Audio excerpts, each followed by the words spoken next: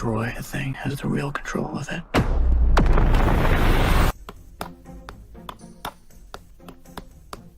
You know, it doesn't matter. Focus has got like shadow play on right now, and it's a big red button just out of view, and anytime someone does anything, Sexual tension is palpable.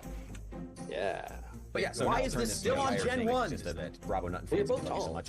Well, no, it's Father, we if all Travis started Kelce was out my father, for I like would disown him. 14 years. Like this is where I get my fucking ass chapped a little bit, is when people say like, is it a scam? It's like, okay, I don't. I feel like your time could be spent better elsewhere. I can't wait for the moment that the people threw an encyclopedia at me. Jake is in the background. He said for legal reasons I'm supposed to say that's a joke. Look, that's a joke. I'll just say Minecraft.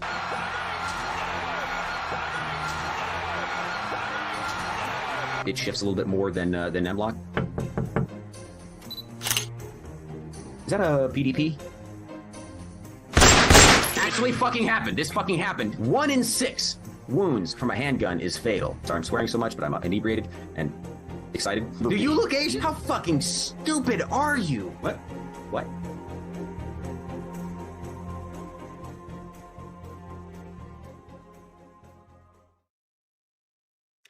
Good evening, ladies and gentlemen. I hope you're having a wonderful night tonight, as we are, of course, on the last day of 2024, and a lot of you are probably happy to see it go. That would be my guess. But since I'm in a new setup with a very jerry-rigged multiple laptops running at the same time with a thing hooked up to a tripod, let's see, is the audio actually working?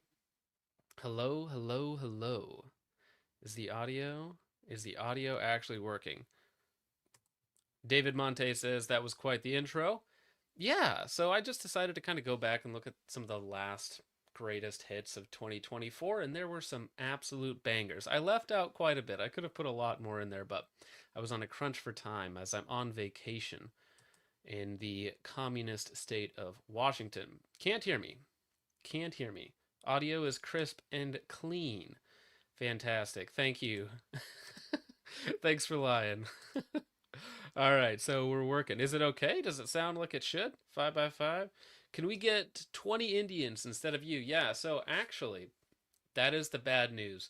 In 2025, it has been decided that I'm going to be replaced by 20 H-1B visa Indians who will work for 70% less money. They won't do as good of a job, but they will work for less money, which means that theoretically someone out there gets to pocket the difference. So it's been decided. Focus trip will now be some Indian man working for me. Volume is low. I could probably fix that. So yeah, there's a cord, a 20-foot cord running around here to my DAW. And let's see. So we can pump that up a little bit. Hopefully that works. Or I could just lean closer. But this is actually taped. I don't know if you guys can see that here. Let me bring this up. This is actually taped. It's my home mic, so it should sound relatively similar, but it's actually taped to a light stand. And it's about as close as it can get. All right, yes, happy New Year. Not quite yet, but since we're getting there to celebrate, hopefully you guys can hear this.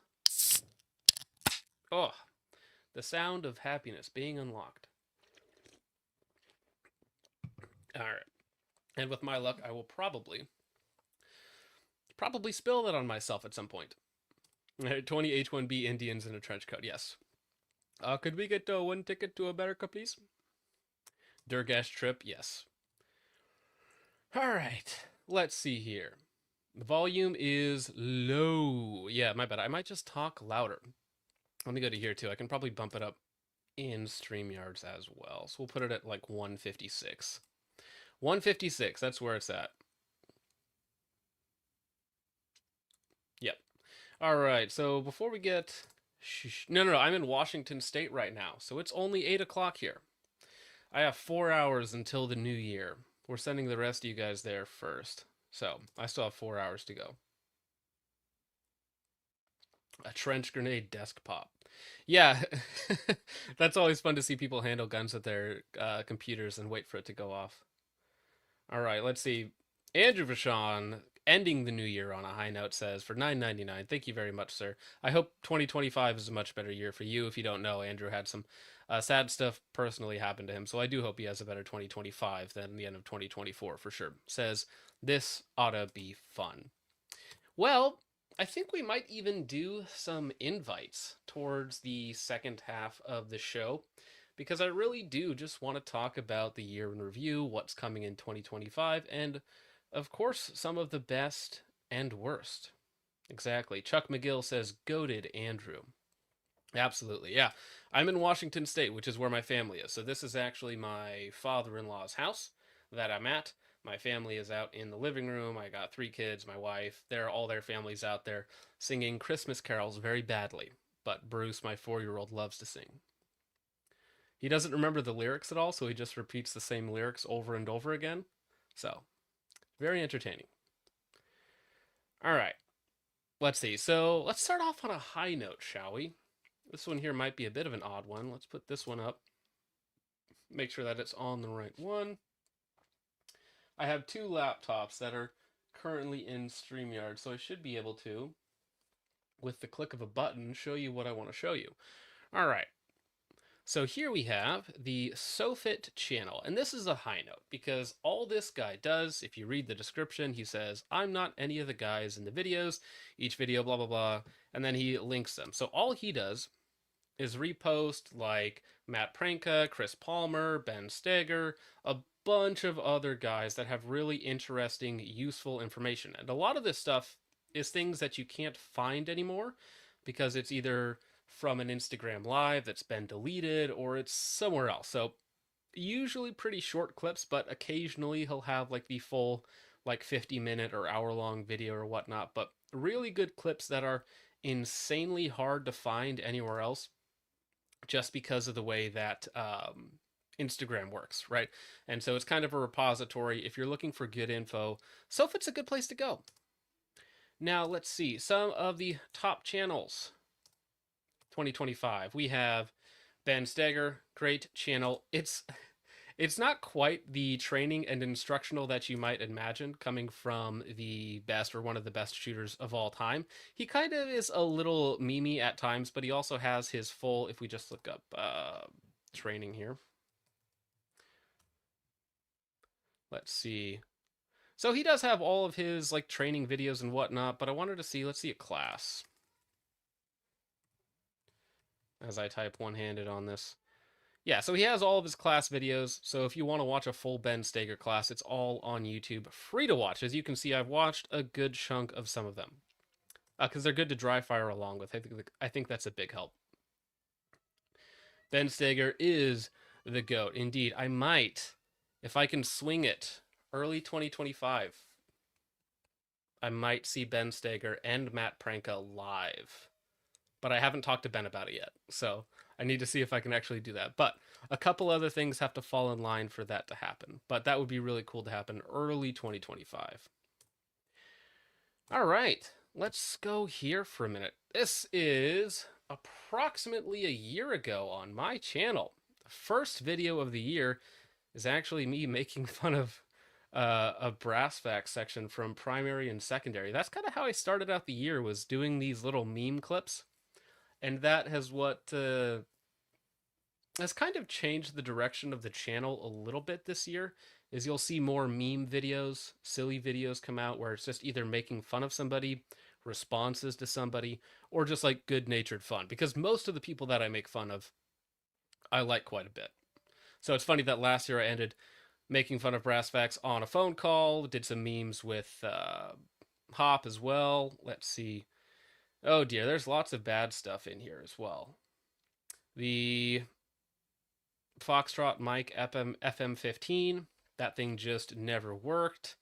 Monstrum LPVOs, that kind of sucked. Back when I did in-video versus B-roll and scripts, I think we'll bring back the videos a little bit more, the in-person videos, where I'm actually talking to you rather than just reading a script, but that'll be at some point in the future. All right.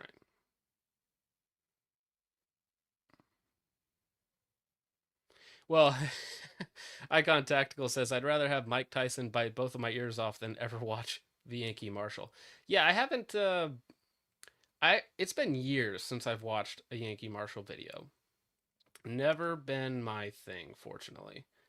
And I know that I've heard some people compare me to him, which is quite the insult, if I do say so.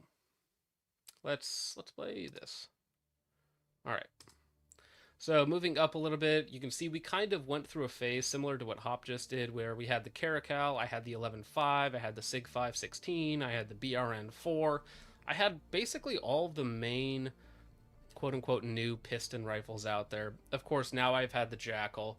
The only one that I really haven't been able to play around with yet is going to be the BRN4. The BRN4 is one that I want to get one. I will eventually get one in, but just not yet. Do we hear that? Is that going? Did I lose audio? Here, give me 1 second. I think I might have lost audio in my ears. Nope, that's still working. Okay. We are still... Yankee is a MiG-15. Agreed.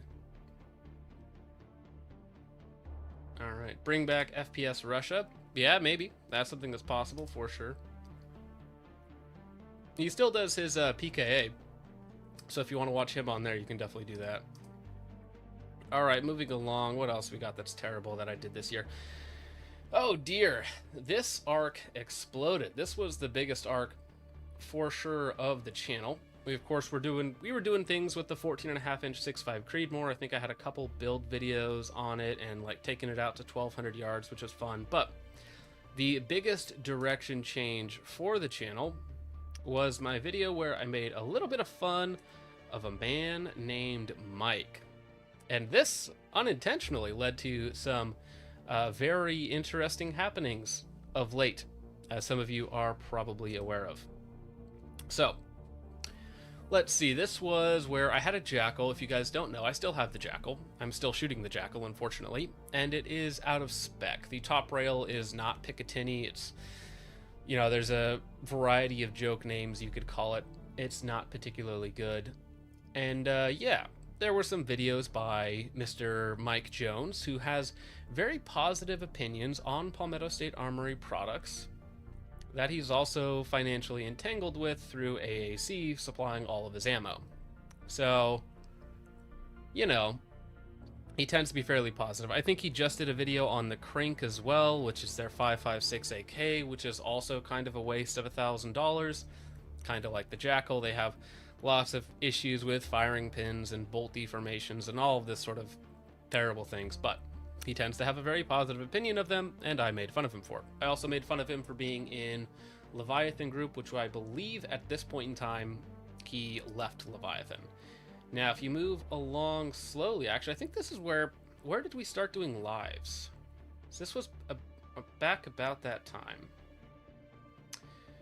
There it is. Okay, so we started doing lives a little bit before that, really only 8 months ago. So we've been doing the lives consistently for 8 months. And 6 months ago, after I put out that video on, and that's back with Gary, that's also here in Washington State actually, but back here, we did a video on the Jackal. Not very good. It's out of spec. They terminate my affiliate account. All sorts of silly stuff happens. Nothing major, but just minorly annoying.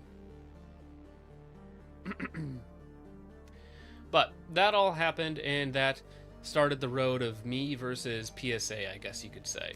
And then a short while after the original Jackal video, now that I have to find it again. So the original Jackal video is here, the PSA Jokal.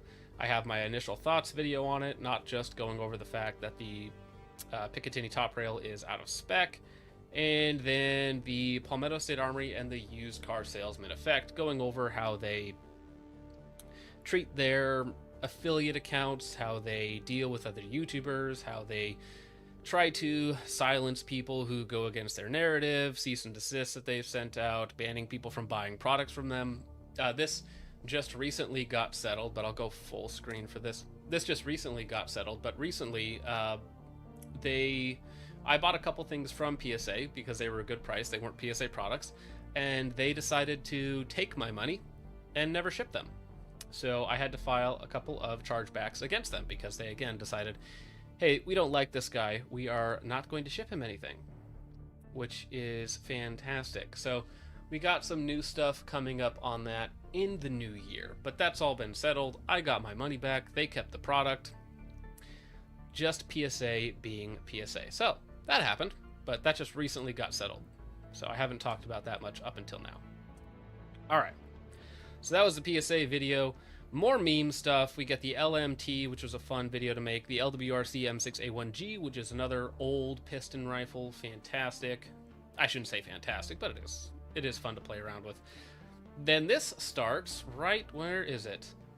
Yeah, right about here. This starts the night vision arc, where I get sent some night vision, some PVS-14s from a couple different companies to play around with, and we start down the rabbit hole of different cheap Amazon knockoffs, cheap Amazon original units that kind of work. The Amazon Mall, that was a fun one to do. The Norse Fighters Pano Bridge, which is, a good way to get two PVS-14s together with some pan. The Tough Soul 9069, the Defendtech 9045, the terrible SMS XK68. And then just today, we launched, what was it? What was the newest one? It is the HFXC. And of course, we have a couple little things going on in between here and there. So we started off the year making fun of Brass Facts with the phone call video, and then we also ended the year by making fun of one of his favorite optics, or at least an optic that he defends. I wouldn't say it's his favorite optic, but an optic that he's known for liking. He has a video defending it called In Offense of the Elcan, which apes his original video. And his original video is good. I get why people like the Elcan, but I also understand why everybody hates it. The Just As Good arc, the PSA arc, exactly.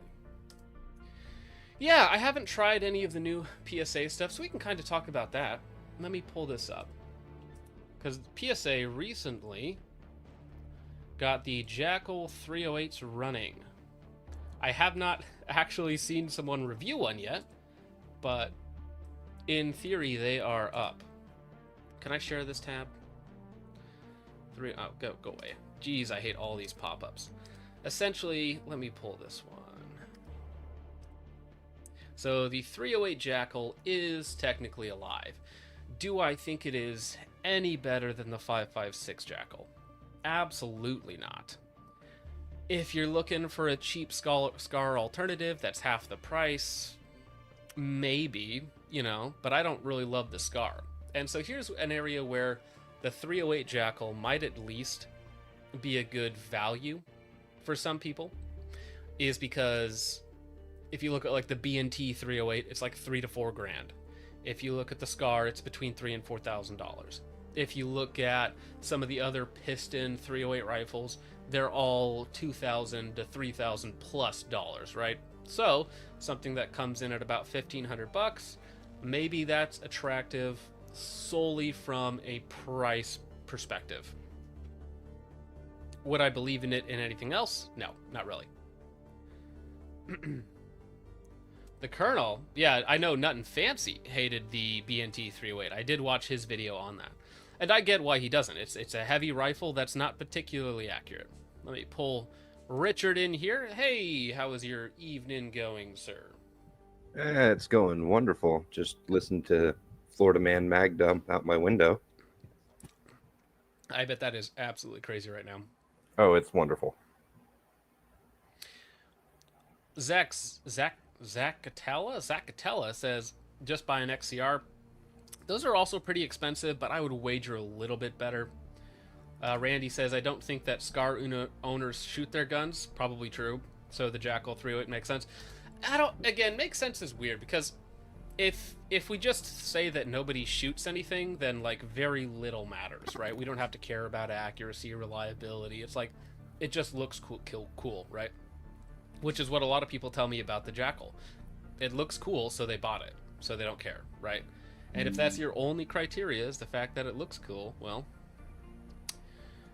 so be it.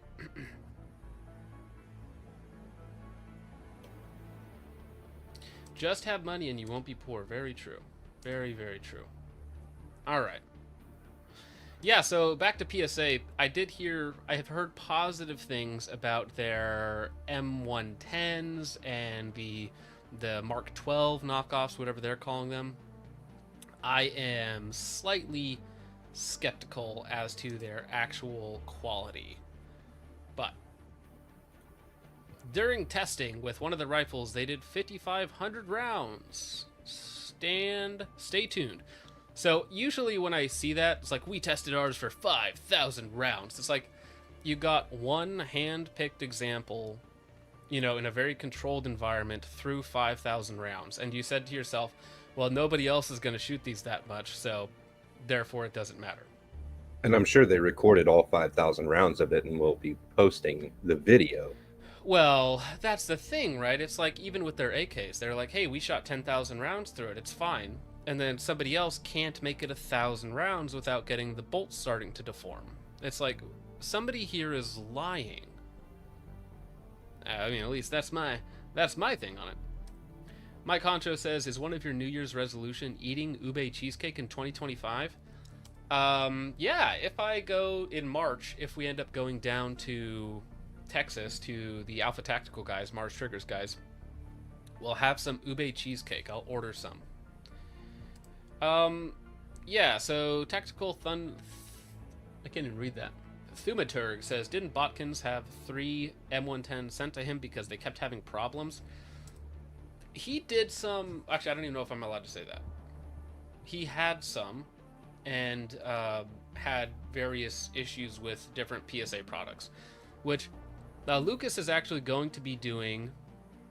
Lucas is actually going to be doing some good evaluations next year, because he is one of the people that has the ability to test things as they should be, you know, 1,000 to 5,000 rounds in a relatively harsh environment, or at least not a super controlled environment. You know, they're not going to be lubing it every time. They're not going to be breaking it down and cleaning it every time they shoot it.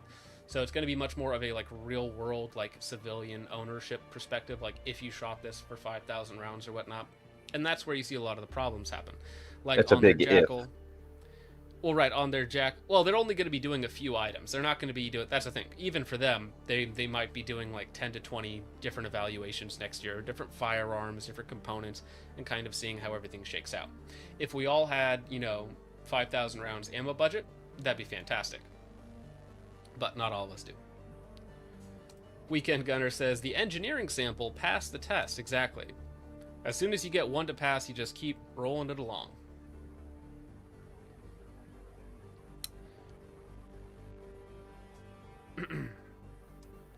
Let's see. Alan Baird for 199 says, here's the 2025. Will you respond to my email? Well, I'm kind of on vacation. I won't be back in Washington till the 7th. So I know what email you're referring to, but it won't do you any good if I respond to it now versus like several weeks from now, or like a week and a half from now. So I can respond to it now if it makes you feel better, though. But yes, thank you for the 199, sir. Andrew Pashon for another 199 says, shady company is shady. I cannot stand PSA. You know, there are many things that I wish they would do better, but they continuously don't. Lori says the Aero Precision M5 is a better choice for the money. Maybe the receiver set is fine, but I'm not a huge... Well, I mean, the barrels are okay. I don't like the hand guards. I don't like their bolts. So there's components you have to switch off basically immediately, which I don't love. It's like I would never recommend somebody buy a PSA or a BCA even, and like, well, just replace the bolt and the barrel and then you're fine. It's like, well, you know, just buy something else at that point. I think I might have a legitimate use case for a PSA or Bear Creek. And that would be strictly if you are buying a barreled upper receiver minus the bolt carrier group and charging handle and putting a 22 conversion kit in it from CMMG. That's the perfect use case in my mind. So something else that launched, I think it was Richard, I'm getting a little bit of feedback from you. I see that now. I see that. Do you mind just turning it down, or that's better? or just muting in between talking or whatnot. Either way would be great. I think it was my fan. Oh, yeah. That was just kind of humming in the background. PSA would be good for learning how to clear stoppages. Yes, very true. It is impromptu malfunction clearance training. Now let's show this one here. I gotta pull it up. All right, so this launched like today. The new Holosun Iris 3, which is everybody's kind of been waiting for it. This is their, technically legal, though somewhat sketchy. I wouldn't say it's sketchy, but it is their new full-powered laser unit. At least it has the, the V-cell based illuminator like the mall, so you can sell it to civilians. You have a legally powered IR laser, which is what you want. It's not going to be anything insane, but you don't need anything insane 99% of the time. It's relatively small, lightweight. The form factor is good. 70-75, powered off of the CR123A. It's a very attractive option. The MSRP is right at $1,000, which sounds like a ton of money for something from Holosun, but I think the closest competitor is going to be something like the LaserSpeed MT6, which is just a little bit under $1,000. And I looked up the dealer price today on the Holosun Iris, and it is very good. Very, very good. So as soon as they come in stock on the dealer side of things, I might buy an Iris. Because I think that the laser market is going to very quickly fill up. Because, as you guys have known, obviously, the last 2 or 3 months, I've done probably 5 or 6 different IR device videos, from very inexpensive to fairly expensive. I still have, I think, 3 more IR device videos to make. I have the Somo Gear versus L3, I have the LaserSpeed MT6, and I have maybe one more that I don't remember, and then I'll probably pick up the Iris as well after SHOT Show is when I would guess. But the dealer price on the Holosun Iris is very good, and if it performs well, if it does all the things that you want, again, it's pretty darn lightweight. Yeah, 60 milliwatt IR V-cell infrared illuminator, and then the civilian powered laser, which should be fine. Let's see, 6.4 ounces, 70-75 body, pretty darn decent. Pretty darn decent. Do you think the laser market's going to be affected by potential tariffs coming in? 100%.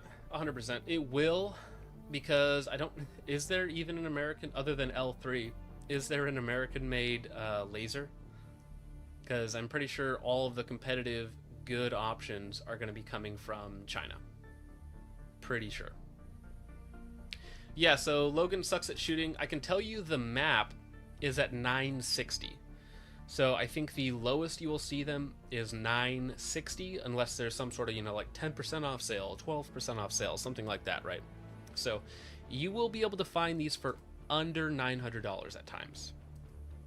Screamin' sales at like $750. So it's not bad.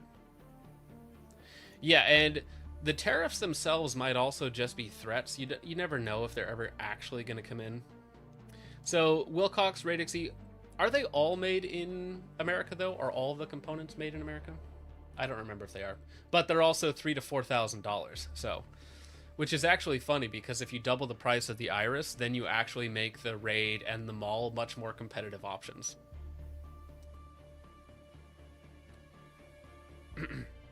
Hey, you can't be putting that information in chat. I didn't say that. I did not tell you that the dealer price is $660. I didn't say that, okay? How this gentleman got that information, I don't know, but I didn't tell you that. So, hey, as a dealer for Holosun, if you wanted one, you could just let me know in some way, shape, or form. Might be able to save you a little bit of money. Joseph Ward for 1999 says, we should discuss the real issues, like how Michael's Machines and Anubis Armory are the only guys building HK21s, and that FMP parts are cheap. Yeah, that sounds like an HK nerds problem, but thank you for the $20. HK21s, yeah, it's not my thing. I don't think I've ever shot one. But, if you want to build one out and the parts kits are cheap, good for you, man. Nick for $2 says, I've had nothing but good luck with Hollow-san, or Horo-san. Horo-san. You know, that's the thing. So, upcoming, let's see, what did I just buy? The other day, while I'm stuck here in Washington, I bought a bunch of stuff for the channel upcoming. So, I got the Sig Romeo 5, the Gen 2, the Sig Romeo MSR Gen 2. I got the new Primary Arms Micro Magnifier, and I also got the Hollow-Sun 507 Comp, because I've heard that that's like a really good dot. And so if I'm actually going to be shooting pistol competitions next year, I want to just get a decent dot. They're not particularly expensive, like 250 to 300 bucks, you know, not necessarily on the retail side, but fairly inexpensive for a big good dot. Production cost for the Iris, well, listen, if you're seeing SMS Laser bring a fully powered laser to market with more features than you could imagine for 260 bucks retail, you can basically figure out what the, you know, actual production costs of these units are. Now, Hollow-Sun probably spent more money on the, you know, all of the stuff, so even if you doubled the cost of production, you're probably looking at like 300 bucks. You know, for more than double markup on the manufacturer side, or on the retail side. No, sorry, on the distributor side, it's 50% margin. And then, you know, there's another 30% on top of the distributors for MAP.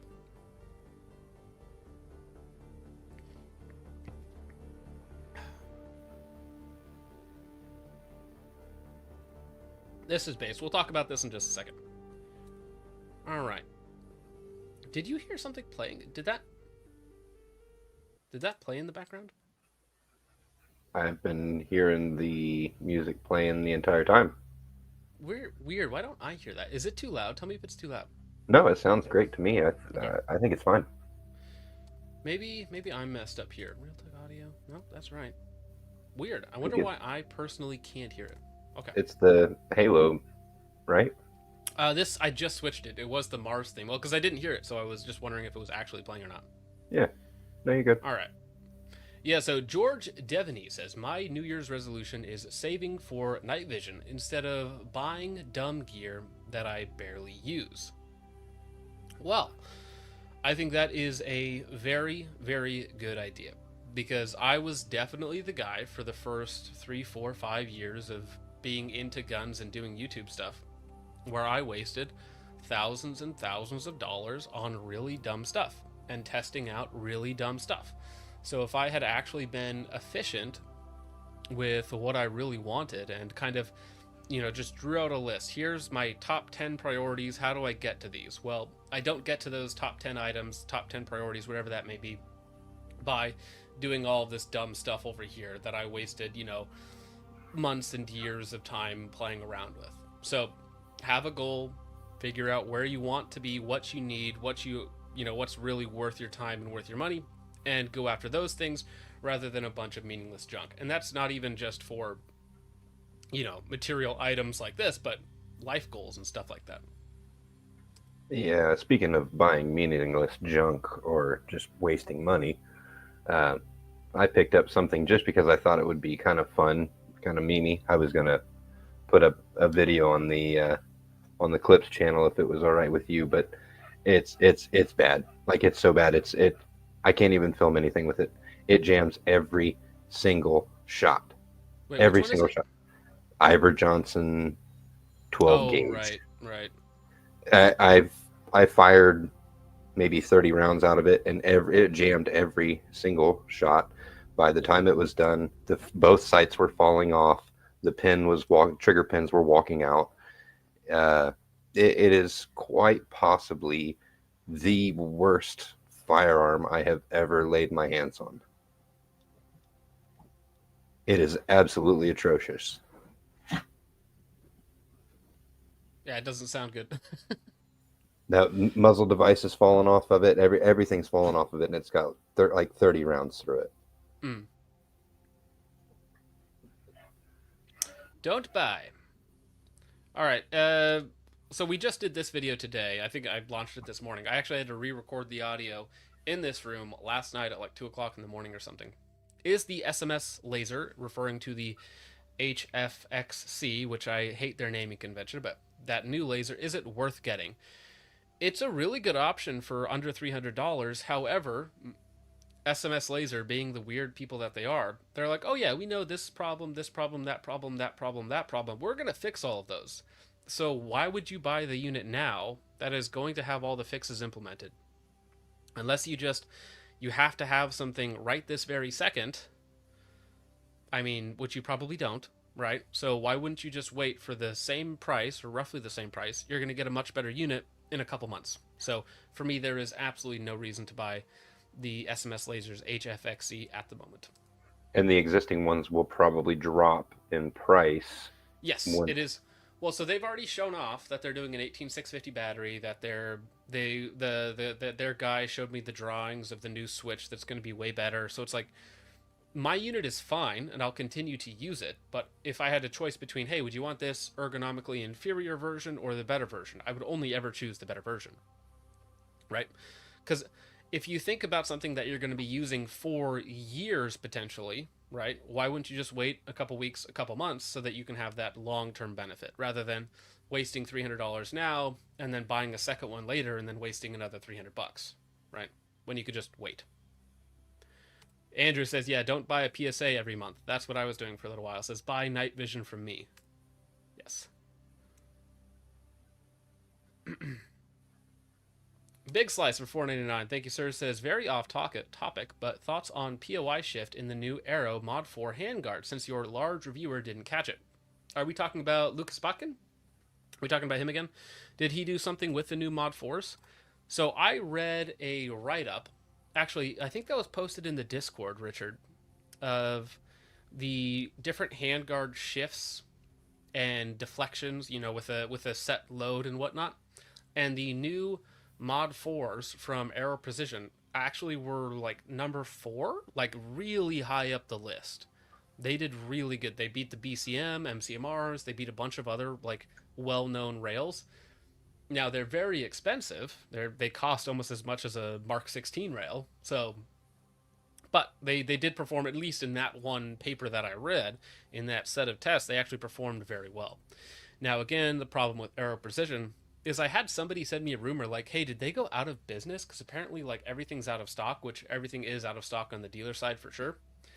I think that might just be Black Friday plus Christmas crunch and then getting ready for SHOT Show next year.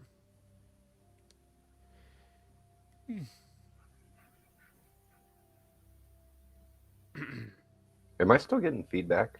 You're still getting a little bit of feedback. If you could, yeah, probably just mute in between whenever you want to talk. Yeah, I turned. But again, I don't know if it's just me that's hearing it.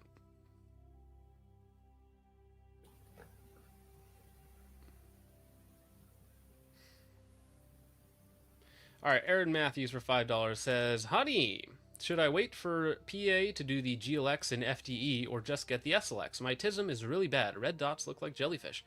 Well, thank you for the $5, sir. I would. Do you really need it in FDE, or why don't you just paint it? I mean, eventually they will do an FDE version, I'm fairly certain. They're close enough in price and performance that I would go with the GLX still. But the SLX is also fine if you have to have FDE. I just don't like the big battery hanging off the side on the SLX, but they're both fine. And if you have to have one for your astigmatism, go for it. All right, Richard, what is your best and worst in the gun tube sphere in 2024? I'm curious to hear. Well, I would have to say the worst would probably be that TFB TV. What I don't know what they were thinking with the what is the Magpul? Yes, the whatever they're calling that thing, I forget what they're calling that. It's changed names like 3 or 4 different times now. It would have been cool had it come out in 2008 or 2010 with the original concept that they had for it, but you know, it's a decade late and $1,000 over budget, and they completely glassed over the review. Like it was, and then doubled down on it. Like they released a second video. It got even worse. Well, I feel like Nick, because you get paid per video, right? Per video and per article by TFB TV, at least as I understand it. I don't work for them. So I get the idea of like squeezing out a second video for financial reasons, but somehow the second video was even worse. And it was the exact same thing again. Everybody was clowning them in the comments for how bad for how bad of a video that was. Let me see if I can pull it up. Because that was another terrible video. So while I'm getting that, what was your best of 2025? So I think the best of 2025 would probably have to have been your PSA Jackal review. Because the it was review or the roast. The lack thereof, because it wasn't really possible. Because that really shook up a lot of things, and a stagnant industry is never good. But people pushing off subpar products onto unsuspecting customers is even worse in my book. And if a video can make change, then in my book, that's a good video. Yeah. Well, I think that the industry doesn't see a lot of vitriolic callouts of products. And so, to quote a great writer, it takes great acts to shake people out of their apathy. And so sometimes you just got to be a little extreme, and that tends to get the needle moving. Mike has a great question, though. He says, Focus Trip, is there a specific hat that you're looking forward to getting in 2025 for hat streams? I think we'll do a weekly hat stream, but I definitely need to up my hat game. I have a beanie around here, but that's the only hat I brought to Washington. So I gotta fit in with the local crowd, right? So yeah, you definitely need a beanie with a brim on it. Short brim. I gotta get something like that. I am working on getting you a cowboy hat for when you inevitably go down to Texas. My hopes is that you will be able to eat some ube cheesecake with the Aussies in a cowboy hat. Ooh. And hopefully get the full story after everything is out, and possibly maybe even get the story on the ATF raid from both him and Jackie. I would really enjoy that. I think that could be a good video, like a standalone, like edited video, not like a live. Yeah, edited down so that, because the Aussies, they talk, man. So it's like, yes, in an hour-long conversation, you're going to talk about like 10 different things, and you'll weave back between the main story. Trust me, Andrew has an iris, though, so let's talk about this for a second. Andrew499 says, I'm going to play with an iris. Do I expect it to be as good as my mall? No. Do I think it will be solid? Yeah. If I had to guess, that's what I would say as well. It's going to be, retail under $1,000. Dealer price a little bit less than that. But a decent mid-range option. Even, it's going to compete directly with the LaserSpeed M6TR, MTR6, or whatever that one's called, which I also got the opportunity to play around with recently. So, all right. Let me pull this video up. So, can you guys see this now? Nope, not yet. I wish I could go back to having multiple screens again. C'est la vie. So look at how much this video died. So the new details about the Magpul X FMG9 FDC9, 27,000 views versus 100+K usually for James' video. So that dropped off hard. The initial video got 175K. The follow-up video, 27K. That did very poorly. Do you have the filter where you can see the thumbs down? I don't, but I know it's bad. Yeah. That's funny. Can you guys see this? Yeah, you guys should be able to see. I've already disliked this video when I watched it. I was like, please don't do this. This is a bad video. It's all bad. Right. The comments. Hey, remember when TFB TV reviewed guns and didn't partner with companies to market for them? Again, they didn't actually partner with them to do the marketing for the video, but that's just how the video comes off. That's how Nick does. Yeah, not for the specific marketing, but for the flights out, for the hotel room, for the booze, for the food. Like, you're not buttering them up with actual money, but there was definitely some palms being greased. Yeah, Even 100%. if it was with barbecue. Well, if you look here, if you're watching the screen, guys, you can see that I've already pre-liked a lot of these comments when I watched it, 3 weeks ago. Let's see. Lighting failed. Microphone failed. Unnecessary shaky camera. No actual hands-on shooting footage. Most choppy marketing clips. W2F I just watched. Sucks Hop didn't do this. Might have been a good video. Very true. No James, no Hop, no watching. I feel like I learned more about Zev than the FMG9. Yeah. This is... that we'll watch. Well, let's watch this for a second, because this is kind of a painful video to watch. So, let me set the stage for you real fast. You are doing a interview with an engineer, right? Talking about a product. And you set up 3 cameras for this stationary interview, one of them being a handheld cam. Why do you need that many angles zooming between all 3 for a stationary interview talking about a new product launching? Also, they staged it in the worst place possible with a super bright window right behind them washing everything out. So let me know if you can hear this, Richard. Land at the very highly anticipated FDC launch with Zev and Magpul. I'm here with Ben. Ben, how you doing? Good. How are you? I am Glad to have you guys here. Very happy to be here. We've been here for a few days now, kind of winding down. Got to experience a lot of really cool stuff. Oh, the music is back. Darn it. The music is back, and Nick's mic. Nick's mic is out. His mic is out?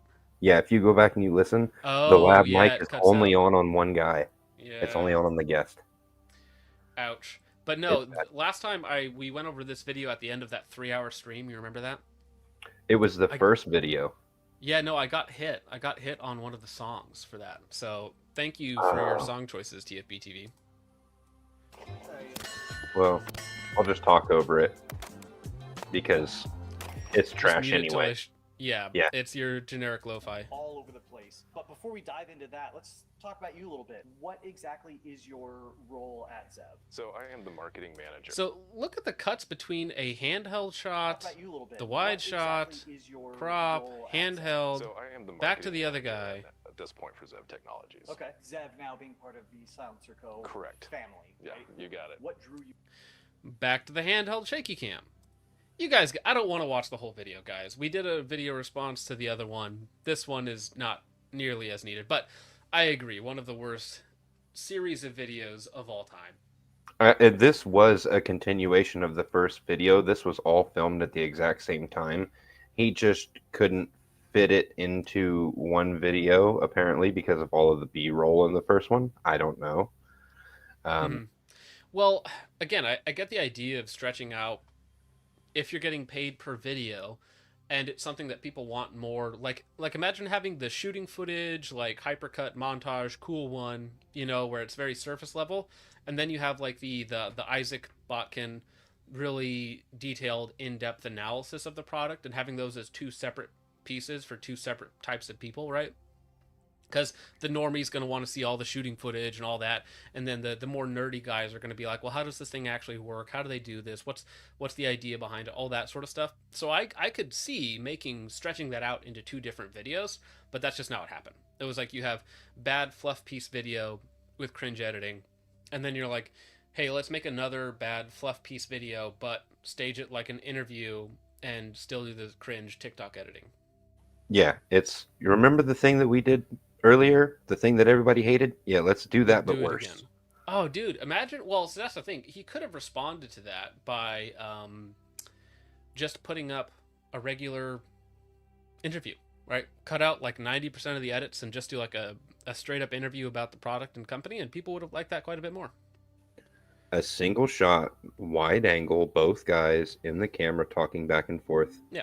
Would have been. And then when you're talking about something specific, just show the B-roll of that thing, and you're good. Yeah, I think it would have been all right if it would have been that, but it's not. And right. I'm sure Nick's a great guy. I'm sure, sure he's a good dude, but please do better. Right. Please listen and learn. All right, let me pull this back up. So let's talk about the streams, because the streams have been, I think we really started hitting them 8 months ago. That's when we started doing the very first ones. Let's see, we did the Lead and Steel. Well, that was SHOT Show, which is funny because we're about to be at SHOT Show again. The first one would have been with Cody. No, the first one was actually the solo one. This one 8 months ago, where I'm like, hey, I need to hire a producer. That's where I put out the feelers, basically like, hey, somebody should come on and help me do this stuff. Oh yeah, you were at SHOT Show. Yep, I was at SHOT Show. Well, I did the live day recaps at SHOT Show, which was a good time. I had done a few earlier, but I'm talking about consistently, like every Wednesday night, and then now it's every time I get a chance to, basically. So the Wednesday night stream started 8 months ago. We did the tier list, easy videos. We did an interview with Citadel Defense, who's actually local to me in Sioux Falls. He makes the Spectre chest rigs. If you guys want to check those out. Did one with Cody. We did topical streams. We did the PSA thing. And then we move on into the more controversial stuff. So we go after, or at least we talk about Liberty Lounge, and they're complaining about reviewers getting called out, with Armed Scholar, who I also just recently made fun of in my last video. Garantham's in there as well, because this is about around the whole time of the Jackal debacle. Move into talking about Sonoran Desert Institute. Brandon Herrera almost threatening me for some reason, and Despop by proxy as well. So getting into a lot of stuff. A good time. We had Lucas Botkin on the show. I thought that was a great interview. People really enjoyed that. Had PSR on the show, so we kind of filled out the trifecta of people who don't like each other, or at least have issues with each other. And of course, one of the bigger arcs is going to be Garantham, the fall of the public persona, or at least the fake persona that he put up for a long time. But after that was back-to-back banger streams. Actually, back-to-back, because we had the Garantham stream, which went mega viral. Then we had the shit show with Ben Steger, Matt Pranka, Trench Grenade, Brassbacks, Hop, all of those guys on there. And that, I do have to thank Trench Grenade. Trench Grenade was certainly responsible for one of the best streams of all time. Because that was just a absolute wild ride, and the fallout from it, everybody hating each other for a little while, and me getting calls from different people in the industry. Now that led into me talking to the next stream, which was also a banger, with Dugan Ashley, who's OG of OG gun tubers, also a great dude. Jonathan Picone, Risky Krisky. We had Coke Man on there. Everybody on that stream. 3.5 hours of talking about conspiracies and all sorts of other fun stuff. Solo interview with Ben Steger. That was the Ben Steger interview is one of my favorites. Very funny dude. Talking about autonomous defense and unfortunately murdering his online persona. The Tim Kennedy saga, and then the most recent saga, which is of course the one of them's not listed on here. It's on my videos because I had to take it down because I doxed the guy accidentally. But the Alpha Tactical Mars Trigger versus Empire Trigger, and then of course new Texas Trigger. That was a good time. So speaking of which, I need to ask, do you have a 1022? No, I don't. I do not have a 1022 here. Okay. Because I happen to have one that has been sitting in the corner for probably the past 6 months that I don't have a chassis, stock, anything at all on. So if it's all right with you, I might reach out to Alpha Tactical and see what they have, because I know that he was wanting to show off his stuff the other night. I couldn't do it because it was on stream, and I went on to check out some of his stuff, and it actually looks pretty cool. So I might see about seeing if he can get one sent over for a review, if that's cool with you. And no, I would just buy it from him. I don't want to ask for free product. I think. I wasn't gonna. I didn't want to necessarily. Something that I should mention on that. So one of the streams that we did with the Alpha Tactical guys, we shouted out their GoFundMe because they had a bunch of terrible stuff happen. There's like 8 hours of streams on that if you want to go check it out. Lots and lots of very interesting characters. You have Alex, you have the Colonel, you have AJ, you have all of these wacky people, and then terrible things happen to Alpha Tactical with the ATF ahead of time. So if you want to check that out, go check out all those streams. But we did raise for their family just before Christmas, like $1,400 something like that, which is great.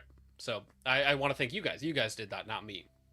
for helping those people out, and which is a highlight of the year for me as well. And it was a good way to end on a banger. Yeah, it was definitely a sad road, but it was a nice turnaround there to see everybody come together and support a family in need.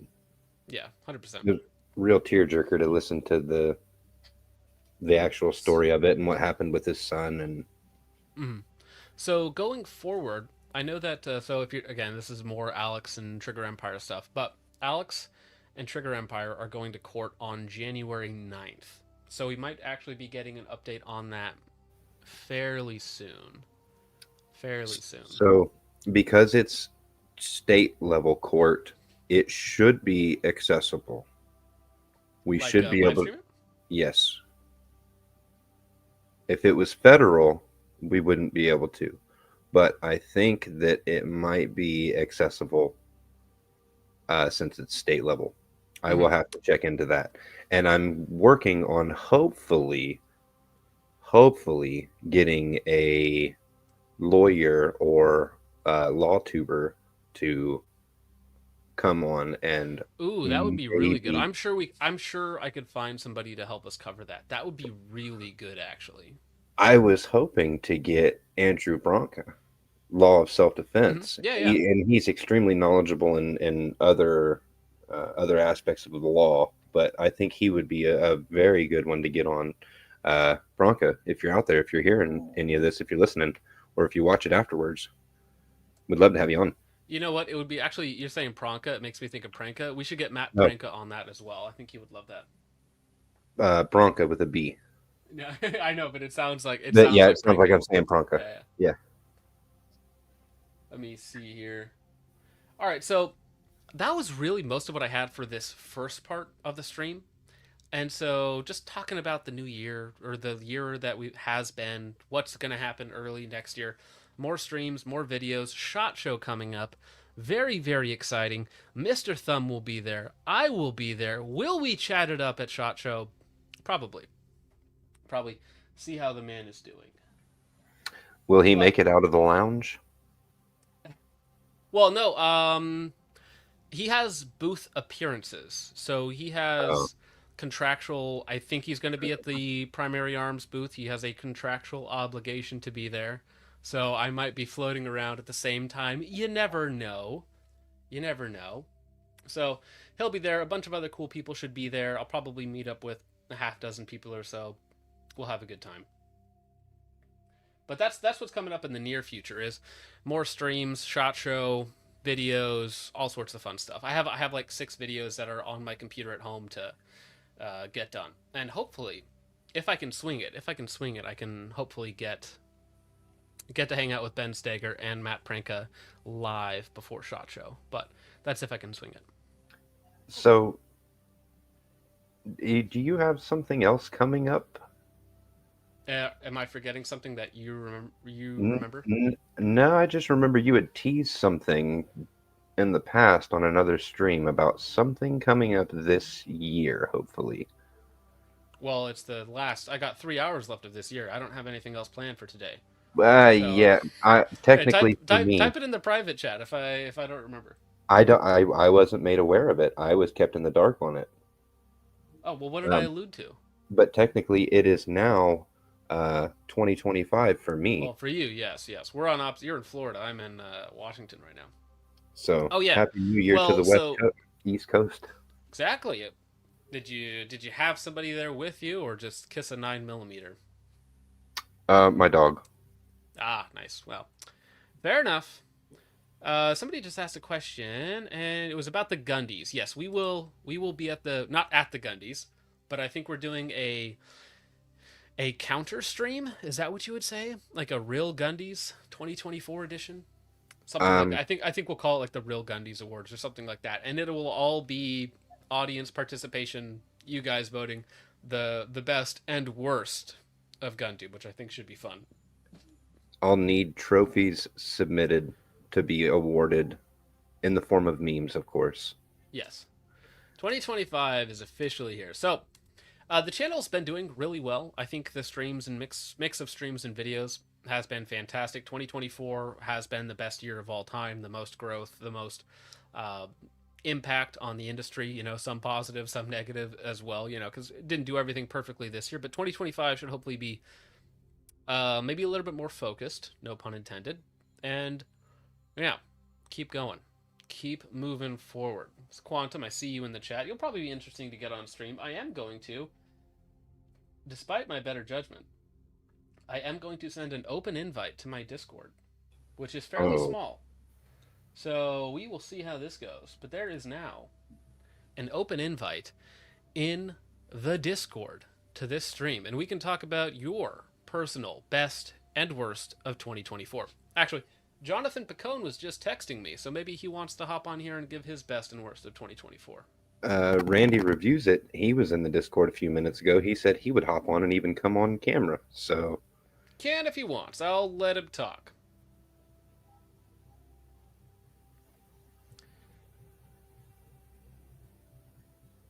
Just saw this. All right. But yeah, I don't have a insane amount more. I tried to get out more videos this year because I have, let's see, I have the M6TR video sitting on my laptop that it's very difficult to edit here versus on my home station, but I might do something since I'm here for the next 8 days. And then I have a Infrared, one of their clip-on thermals, which has been pretty fun. I got to play around with that. I got to play around with a Vortex Razor HD Gen 3, one of the 1-10s, which is a very interesting scope. What else did I get to play around with that I have coming up? I think there's a couple more. I wrote them down somewhere. Let me see, actually. It's probably in my file explorer. Let's see. So SMS New Lamb, I did that one. Somo Gear versus L3, we talked about that. And then Laser Speed MT6R, MT6 or whatever it is. And then the thermal clip-on. All right. I heard somebody pop on. Who do I got? Oh, no. Sorry, Richard, I kicked you out. Randy Reviews It. How's your evening going, sir? Pretty good. Can you hear me? Yep. Sound. Are you using like a headset mic? No, I got a desktop, like streamer mic down here. Okay, it sounds like it's coming through a headset. Oh, okay. Let me see. It should be in your settings. You can select what mic. Yeah, it is. It's coming through the webcam. Hold on. How's that?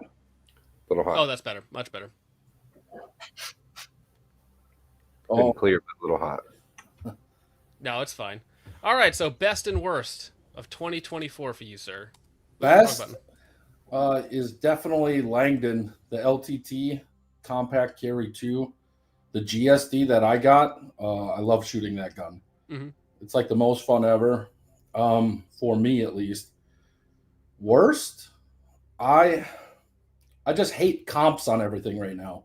Like how they're just trying to sell it as a new gun, but all they're doing is taking a Dremel to the end of it.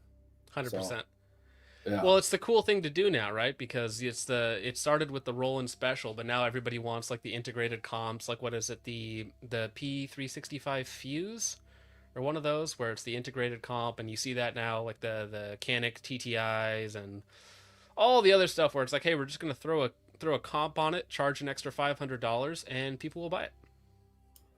Yeah, and I mean, I'm also a hypocrite because I just bought the CR920 XP last week. But that one I shot at goals, and it was like a noticeable difference. The Smith & Wesson that I tested was not different like in any way. It didn't feel. Let me pull this up. So you attended goals? Oh, Nick's on. Yeah, I went to goals. I went to, what was the night vision one here?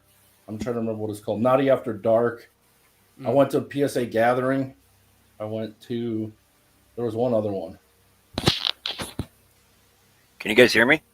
Oh, I went to GunCon. That was the other one. Yes, we can hear you. All right. You're live, Nick.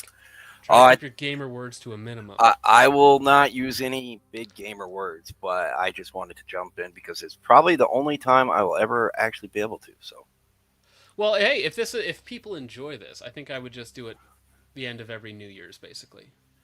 Well, yeah, either way, like I'm just mean generally because I'm at work when you're doing these streams. Oh, right, yeah.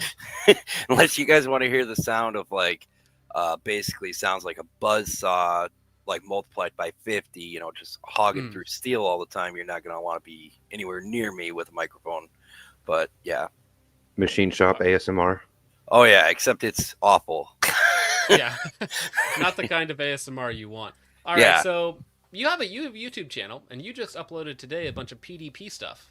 Yeah, I was just bored. I bought a tripod like 6 months ago, and like up until now, like I bought the tripod a long time ago, so I technically invested in the channel a while ago, but I just been like setting my phone on like a box of ammo or something. Like I try to put like zero effort into the channel basically because I want people to realize like I'm not a shill. I'm just a dude who buys guns and ammo and shoots them, and I'm just having fun with it. You know, I'm gonna go to the range either way, so I may as well film a video like at the end of the day or whatever. Like usually, like if you see a little clip of me, I've been out there for like 2 hours already.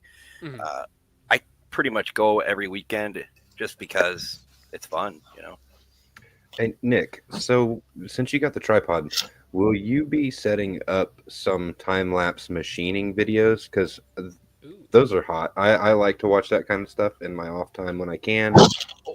I really enjoy it. I would, but the company I work for made me sign like a bunch of NDAs, and if I did that, they would definitely know it, and I would definitely lose my job.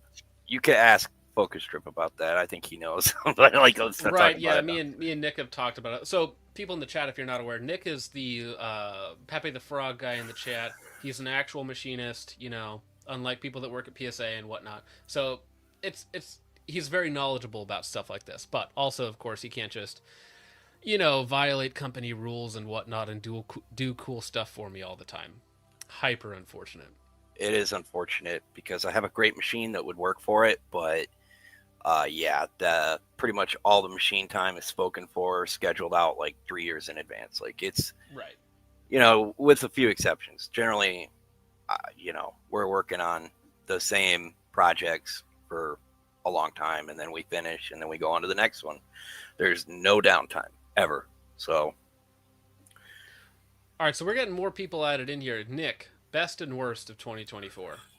Best definitely has to be the reduced NFA wait times. I mean, obviously nobody wants to pay the tax anyway, but like all my first NFA items were this year. I bought an Otter Creek Labs Polonium K. I got that approved in I think 5 days. Sick. Then I did an SBR like a week later, and it got approved in 4 days, and that was a Form 1. And then I got a Griffin HRT through the mail. I've actually talked to Randy about it in the comments a little bit. And that was kind of cool. The only thing about that is like, yeah, your ATF approval is going to be really quick, but like there's apparently some law that if you purchase an NFA item and it's not an over-the-counter sale, there's like a waiting period. Like they have to like notify your chief local law enforcement officer, sheriff, your Clio, and then once that happens, they have to send something back to Capitol Armory, and then the wait period starts. So I got approved for that, and I think 3 or 4 days, and then I end up having to wait like 2 more weeks. I'm like, well, shit. Well, excuse me, gamer words. Crap. Now I got to wait a while. No, I had that same thing. So I did a Form 1 suppressor that I built like a long time ago. And that was back when it was, I think I waited right at a year for it. But I had to do all the different stuff with LEO and whatnot. So that was I showed up. So I was in a town of like, nobody lives in this tiny little town in Washington back when I lived here. And so I walk in and I'm like, hey, I have to give you this paperwork. And they're like, for what? It's like for this Form 1 suppressor, and they're not accepting the paperwork from me, and I'm like, no, I'm supposed to give this to you. I need you to keep this for your records, right? So, it probably ended up in a filing cabinet somewhere. Hey, Bruce, could you close the door, buddy? What do you got? Could you close the door? All right, Andrew, thank you for hopping on. I'm gonna mute myself real fast because my son is in here. But best and worst 2024. Andrew, what stick is that? I gotta know. It's in Ashton Churchill. Really nice stick. I'm a big Mayflower Dawn guy. I know Knowles and Daily Wire stuff notwithstanding, but they make a really good cigar. I'm jealous you get to smoke inside your house. Well, I just acquired this house a month ago through means that I'm not particularly happy about, but I'm not going to complain about the house that is. But I have air purifiers going, so if you hear any feedback, that's what that is. Is that a Cuban? No, they are. I'm pretty sure these are a Nicaraguan.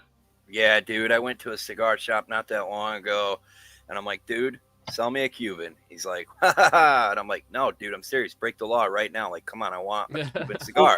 The embargo was lifted in the Obama administration, so there are quite a few Cubans that got into the country. I got some back there. Yeah.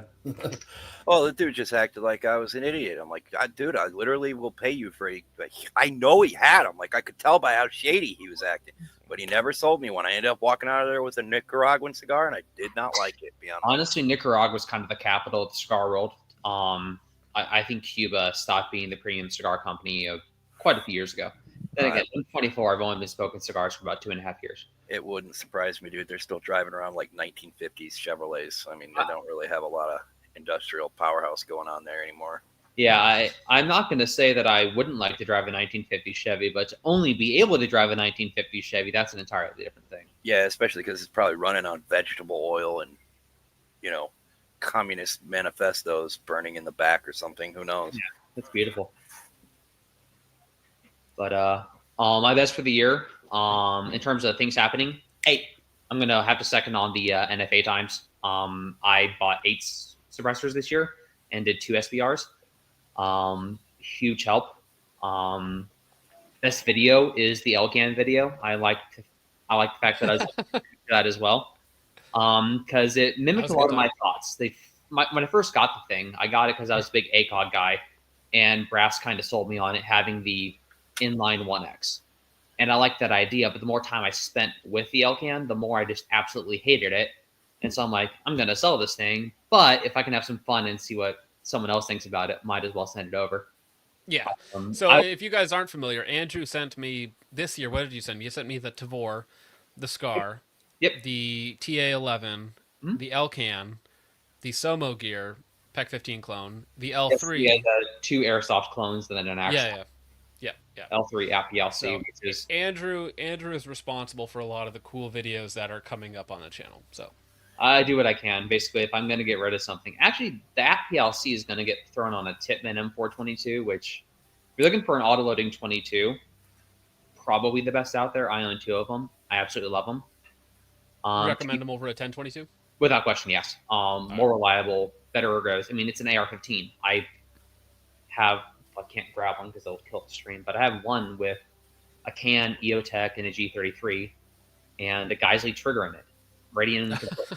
it takes AR parts. Right. So that alone is a big selling point. So I really just enjoy them M422s. To be fair, my mom went to Catholic school with the owners of Tippmann, and I've been to their factory a few times. They're native to me, so it's hard for me to be objective about that because I actually know the people. But still really solid 22. If not that, I go for the M422. Right. Tippmann is Indiana, correct? Yep. Fort Wayne, Indiana, more New Haven than Fort Wayne, but yeah, I'm up in Angola, but I was born down there. Yeah, I grew up right outside of Fort Wayne, and I went there to get some paintball guns. They were, that's my introduction to Tippmann was paintball guns, and then I found out that they made the Gatling gun, and I was like, wait a minute, they make real firearms? Mm-hmm. Yes, it started with guns in the 1970s, and then when the 86 GCA added on, they got out of guns in the 80s, and then they started getting back to them after the AWB sunsetted with the M422s a few years back.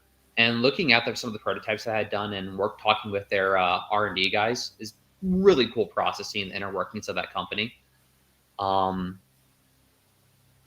so it's just really fun looking at how a gun comes to market. I accidentally leaked to my buddy there are 22 mag ARs a month before I was supposed to, so that was always fun.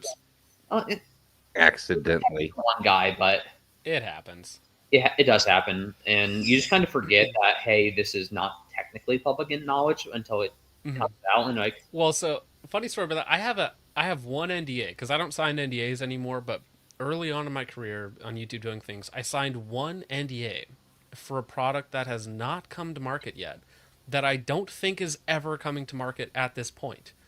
So, but I still don't think I could talk about it for another like 2 years or something like that. I didn't sign an NDA with them. I just happened to know it was going to happen. Right. And then like the only NDA I signed was I was looking to buy the local gun shop. That fell through. Now I couldn't open my own because of the parameters of the NDA. So I just started flipping Holostens and selling night vision. So yep, here we are. What is a reasonable price to pay for like a local gun shop? Like, what do you think, Andrew?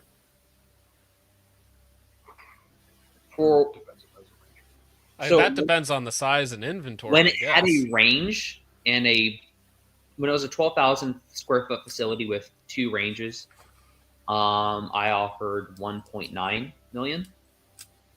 When they were going to move locations, it was an offer of 260,000.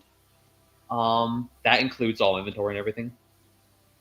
So 1.9 for the range. Jeez, that's a lot of money to throw around. The vast majority of that was in the building, and that's the only reason I was able to make that kind of offer was because I own a building that is worth that much money. Some differences in opinion and things led to me not being able to buy it. I actually worked at the range when I was looking to try to buy it. And when it fell through at the new location, I lost my job, a lot of friends, and just everything within the span of a month. So I was a little salty. Right. Ouch. Well, to get back on track a little bit, worst of 2024. Worst product or worst video? Anything you want. Whatever you hated the most this year in the gun industry sphere.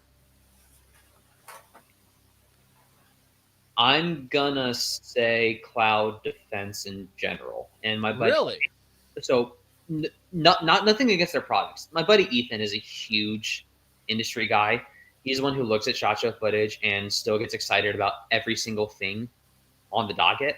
And so he's a huge cloud defense guy. And I get a million messages from him about cloud defense and Solo GW. And I just got completely tired of it. And now whenever they see something like, just please stop, buy a Surefire, come on. That's amazing. Hey, there were a couple questions for you cigar drinkers, though, so we should get to those real fast. Gabriel Loya says, Randy, is that the old English cigar humidor? I have the same one. Yeah, I responded to him in chat. Yeah, it's from Your Elegant Bar. But and then I think there was another one that was the Cigars of Cuba, or Monte Fortuna is a great place for Cubans. They are shipped from Cuba to Switzerland and from Switzerland to the U.S. That's a cigar guy thing, man. That's a Switzerland thing. Yeah, I've had to return like cloud defensive lights like 3 times, I think. So I'm kind of done with them as well. In the comments? No, but he got lit Oh. I kicked him. Don't worry about that. I wasn't going to pull him up on screen. My brother's a score, and he's talking about might have got Ethan in there. My bad. Oh, okay. Quantum, you've been quiet and silent, sir. But Quantum, you're a mod on the Discord, a very autistic reloader, very good shooter as well. So what was your best and worst of 2024? Yeah. So I've been quiet because I am actually loading ammo right now. Thank you. Best is probably shooting NRL Hunter for the first time. Before that, I shot PRS, of course, as well as I did Mammoth twice.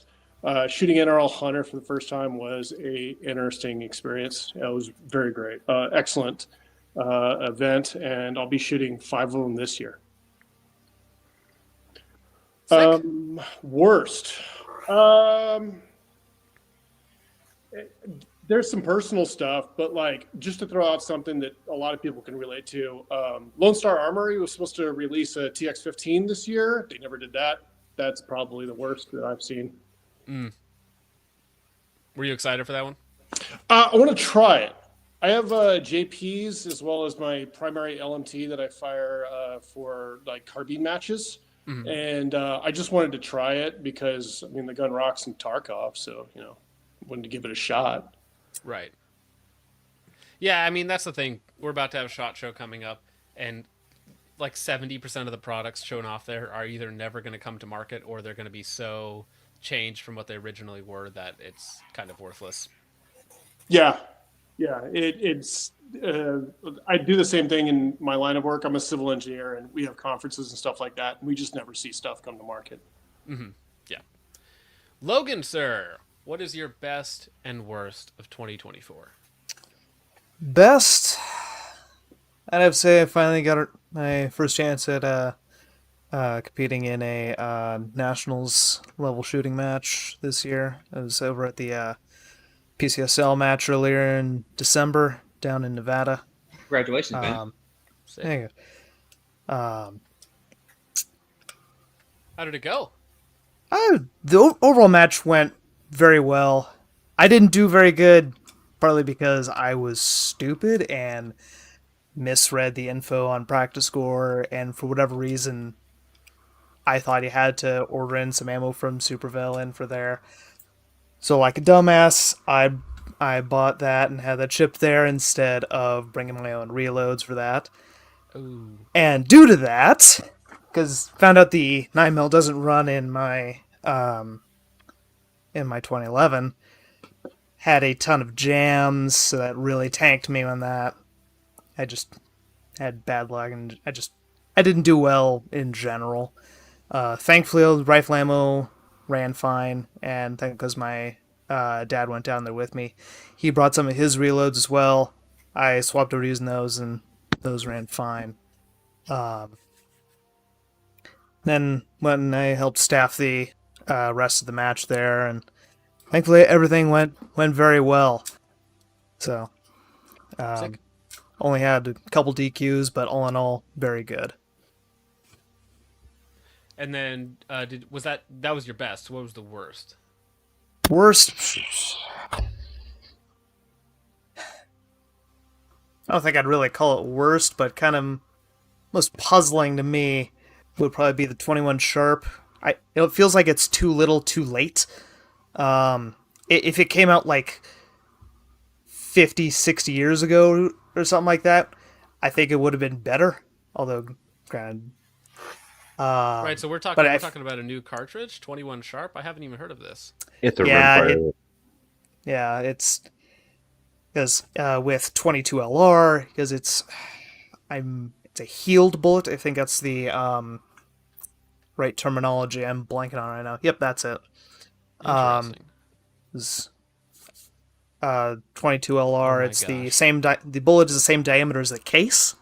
Whereas 21 Sharp, it's like a regular cartridge, where the projectile is a little bit smaller.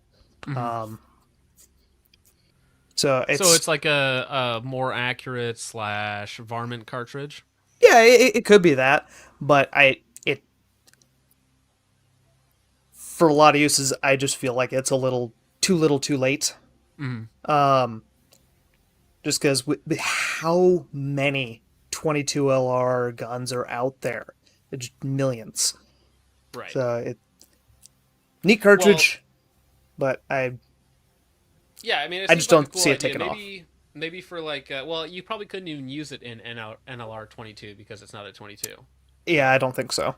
Yeah, I would say that would probably be an unfair advantage, but I don't know. You never see a new rimmed cartridge, freaking rimfire cartridge come up, so that's interesting. Yeah. Oh yeah, it's neat, but it's just it'd been better if it came out even call it 30 years ago or something like that. Right. When was the 1022? When did that come out? 60s, I think. Yeah, I think it was 60s. Yeah, so if it was able to gain steam 40, 50 years ago, maybe, but as of right now, in 2024, heading into 2025 in a few minutes, I don't think so. I'm gonna call already 2025 here. I don't know what you guys are talking about.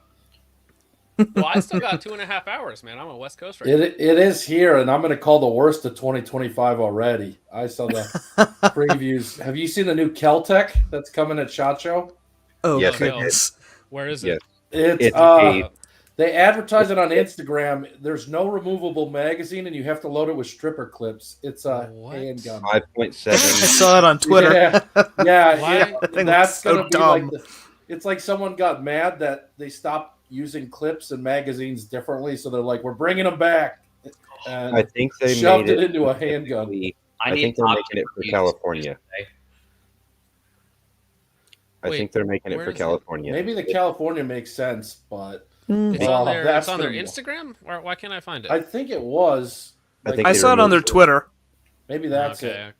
I'll send it to you in the Discord. Hold on. Yeah, send it to me there. I'll be able to pull it up. Because, I want to look at that. That sounds like absolute nonsense. Oh yeah, Tim Mooney. Yeah, it is kind of like the Mauser broom handle. I tried to apply to become a Caltech engineer, but I couldn't afford all the cocaine. I can confirm I live near where Caltech is. The city where it is located, you can look this up. The mayor's son was arrested in some 40-something person drug ring where he was a cocaine kingpin. You're kidding. No, 100% true. Oh my the name of the city is Coco. You can't make this up. Heck yeah! That's a little on the nose. Little on the nose. A little on the nose, a little in the nose. It's going everywhere. My word. All that good booger sugar. Because I do want to look at that, because that sounds hilarious. You know, that 21 Sharp you were talking about reminds me a lot of 38 Super Carry. You guys remember that debacle? They tried to release yeah. better 9mm. They were still pushing that at goals, I think, on like certain guns. Well, isn't it Smith & Wesson? Isn't that the big one that they tried to Yeah, market it with? that was a new Shield one. Plus or whatever? Yep. Yeah. That was a hype train that lasted for all of like 2 days. Listen, if you can't come out with practice ammo for 30 cents a round, it's just not going to exist. It's not going to sell. Yeah, like I mean, yeah. it seemed like a good idea, but except for the fact that you're challenging 9mm, it's not going to work just because of the economy of scale, situation. Oh yeah, right. Well, that's the thing. You have to sink literally like I don't know how many millions of dollars into it to make it competitive. And I don't know if any ammunition company has that much extra cash laying around. 30 ammunition Super by definition is a very low margin business. I mean, I don't think any one ammunition company can do it. It has to be a conglomerate of several ammunition companies say, hey, we want to make this a thing. But I don't think you can get them to work together for any number of time. So what's the difference between 30 Super Carry and a 32 ACP plus P? What's the real difference in velocity? Is it like 150 feet per second? I mean, nobody knows because nobody bought a 38 Super Carry. Who knows? Does Yeah, it actually exist? There's so much at a local gun store near me. There's a good thick layer of dust just sitting on top of it because no one has bought a single box of it. Well, you have to bring it all together at the same time because you have to work with manufacturers to get actual guns chambered in the thing, right? Why is it sideways? That's Are you right. kidding? I forgot there's a about this message. Yeah, you're retardation. supposed to turn it sideways and no one can watch it I'm on not PC. turning my laptop sideways. I can't even do that. What are you talking about? Innovation, baby. No. The funny thing is, on your phone, if you flip it over, it shows the exact same thing like this. It's still you still have to twist your head to the side. It doesn't work no matter what you do. Whatever intern made this, I just want to talk. I just want to talk to you for just a second, okay? So, stripper clip 5.7 with like what is that optics plate? That's not even a real optics plate. That's like a dovetail. No, that sight. looks like the big Beretta plates almost, or whatever they are. Yeah, like it's sitting on top of the slide. Yeah. So do you want to know what I think it is? That scene. I think it is. I think it is a PMR 30-ish type pistol that is chambered in 5.7 that is top loading, that they're trying to market it to California, Illinois, New York, places that have restrictions on firearms, removable magazines. In some cyberpunk video game, this would be really cool. Right? Modernized Reload animation C96 would be sick because it slides open, shove all the rounds in, take it out, go back. It'd be great in a video game. Actually using the thing, I don't know. This probably will be in the next Call of Duty. Yeah. Oh, it has a Viridian dot on it. Fantastic. Keltec. Too much cocaine. All right. Can't wait for Such to tell me how great it is. Industry. I also absolutely hate this industry. Yeah. Well, I don't know, man. Caltech has made some stuff dedicated for those weird markets, like California, Illinois, and stuff like that. But I hate the idea that they have so many designs that they simply couldn't, like the meme about Hop yelling at Caltech for not updating the RDB in the last 15 years or something like that. They have decent designs that they could actually like improve and make cool, but instead they're like, here's something nobody asked for. That'll be $700. I'd love. Although actually, it'll probably be much cheaper by than that. competent manufacturers. Like, I would absolutely love to see their designs made by a company that actually has proper capabilities. Well, you know what? Someone with some good materials. They would probably make money selling the IP to somebody else, right? Like how Smith & Wesson made that folding gun this year to copy the Caltech one. Was that the Response or something Yeah. like that? Yeah, FPC. Yeah. So that is going to be, heads and shoulders above whatever Caltech is making, but Caltech has been selling those things for like 20 years now, and they just came out with the Gen 3? I mean, they come out with a Gen 3 integrally suppressed, and they are, spoiler alerts, they're supposedly working on a large frame model in 45 ACP and hopefully 10 millimeter as well. Okay, does anyone here on the panel actually own anything in 10 millimeter? No, I was just about to say, Not I don't yet. know who's the 10 millimeter. Like at Goals, there was all these 10 millimeter guns. I was like, there's not bears everywhere. And even where there are bears, no one's just going out with just that. I have a theory about all of the 10 millimeter stuff. I think that it is being pushed by the ammo companies who are loading 40 Smith & Wesson and repackaging it as 10 millimeter at a markup price. Well, most 10 millimeter ammo you buy is pressured to 40 Smith & Wesson. It's not actually 10 millimeter. That's what I said. It's just 40 repackaged. Buy 10 millimeters and actually hunt with it. I have a friend who took a doe with a 1911 and 10 millimeter, which more power to you, but that's not my. That's one way to do it. Did he throw the 1911 at it? No. Like 15 to 20 yards or so. Decent shot. So yeah, he definitely threw it. I think the worst thing. Go ahead. Sorry, go for it. I was just going to read Hop's comment off. Maybe Caltech doesn't sue the companies that steal their designs because they're just in it for the love of the game and the nose candy. I think that's true. I think that guy just loves what he does. But I will say, I think the worst thing about the gun industry, and not just in 2024, but in the last 10 years, is anytime a new product comes out, they get the YouTubers to go talk to these people.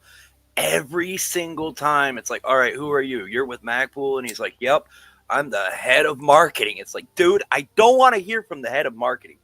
Tell me, let me talk to the guy who designed this thing. Like, why is it always a marketing team leading it? And then like a sea of influencers most of whom you hear of, like when that particular product comes out, like they're not like known people usually. It's frustrating because, a good industry will let their engineers talk, and they'll actually talk about what the product is capable of doing. Well, that's the thing, though. I think a lot of these companies are trying to protect themselves from having the engineers talk too much. So, like, when you're on the SHOT Show floor, you're talking to, like, sales guys, right? You're not even getting, like, the full marketing guy. You're getting, like, a sales guy because the marketing guy has had 12 meetings today and he's on a break, right? And so, like, the engineers probably don't even go to this sort of things. Like when I'm talking to like LWRC last year at SHOT Show, and one of the guys is like, oh, I don't know, I'm just here, having a good time. We shot it yesterday. It ran good. Oh, well. Yeah, there's some that you don't want to hear from their engineers either because like they can't discuss things socially very well. But I know Wolfpack Armory was at Goals and their owner was there, and that guy was pretty good to talk to about what was coming out, what they're doing, why they're doing what they're doing, that sort of thing. Yeah. Well, that's also good when your company should have somebody who's good at all of it, right? They're good interpersonal skills. They can tell you about the product, the whys, the ins and outs, and that sort of thing. But yeah, a lot of the times you're at a show and you're just talking to whoever was around at that point in time. I will say I went to SIG Freedom Days last year, which I know SIG. There's going to be a million comments in the chat about that. But I will say, to their credit, they actually have their engineers on the front line, and I can tell you, the engineers are just as full of crap as the sales guys. I was talking to one of the engineers in their electro-optics division. Cool guy, great guy to talk to. I talked to him about a bunch of different stuff. I was like, I recently got into night vision at that time, and I've gone completely insane on the topic since then. I was like, I kind of want to get a really nice lamb, and I was going to get a Maul or a Wilcox Raid XD. He's like, you're going to want to hold off on that because I can't tell you exactly what's coming out, but we will have something Q2 of 2024. And I'm like, okay. So I wait till Q2 of 2024. No new announces, nothing on the horizon. I bought them all. Yep. And now we're coming into 2025, and not so much is released. Nothing. Well, that's kind of like the Holosun Iris. I remember that was at SHOT Show. Yeah, it was supposed to be out, I thought, at the middle of this year, and they kind of moved it back a bit. Well, the same thing is the Ames Macro, whatever that huge Ames Max. Yeah. Ames Max. Yeah. Is that out yet? Yeah. The Ronin version only, I think, right now. Oh, okay, yeah, because that was also there. Yeah. And like again, half these products were like, yeah, launching soon, 2 weeks, 3 weeks, 4 weeks, a month, Q1, whatever they were saying. And then now we're just rolling into 2025, and it's like, oh, hey, it's finally here. Like even PSA Jackal, the 308 Jackal, that's just now.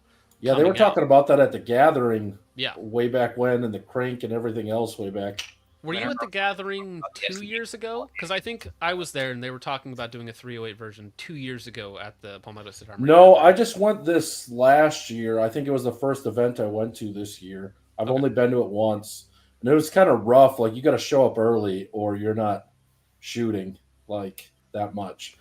Well, yeah. So I didn't see you there. I was there both days for this year's Gathering. Oh, I was there.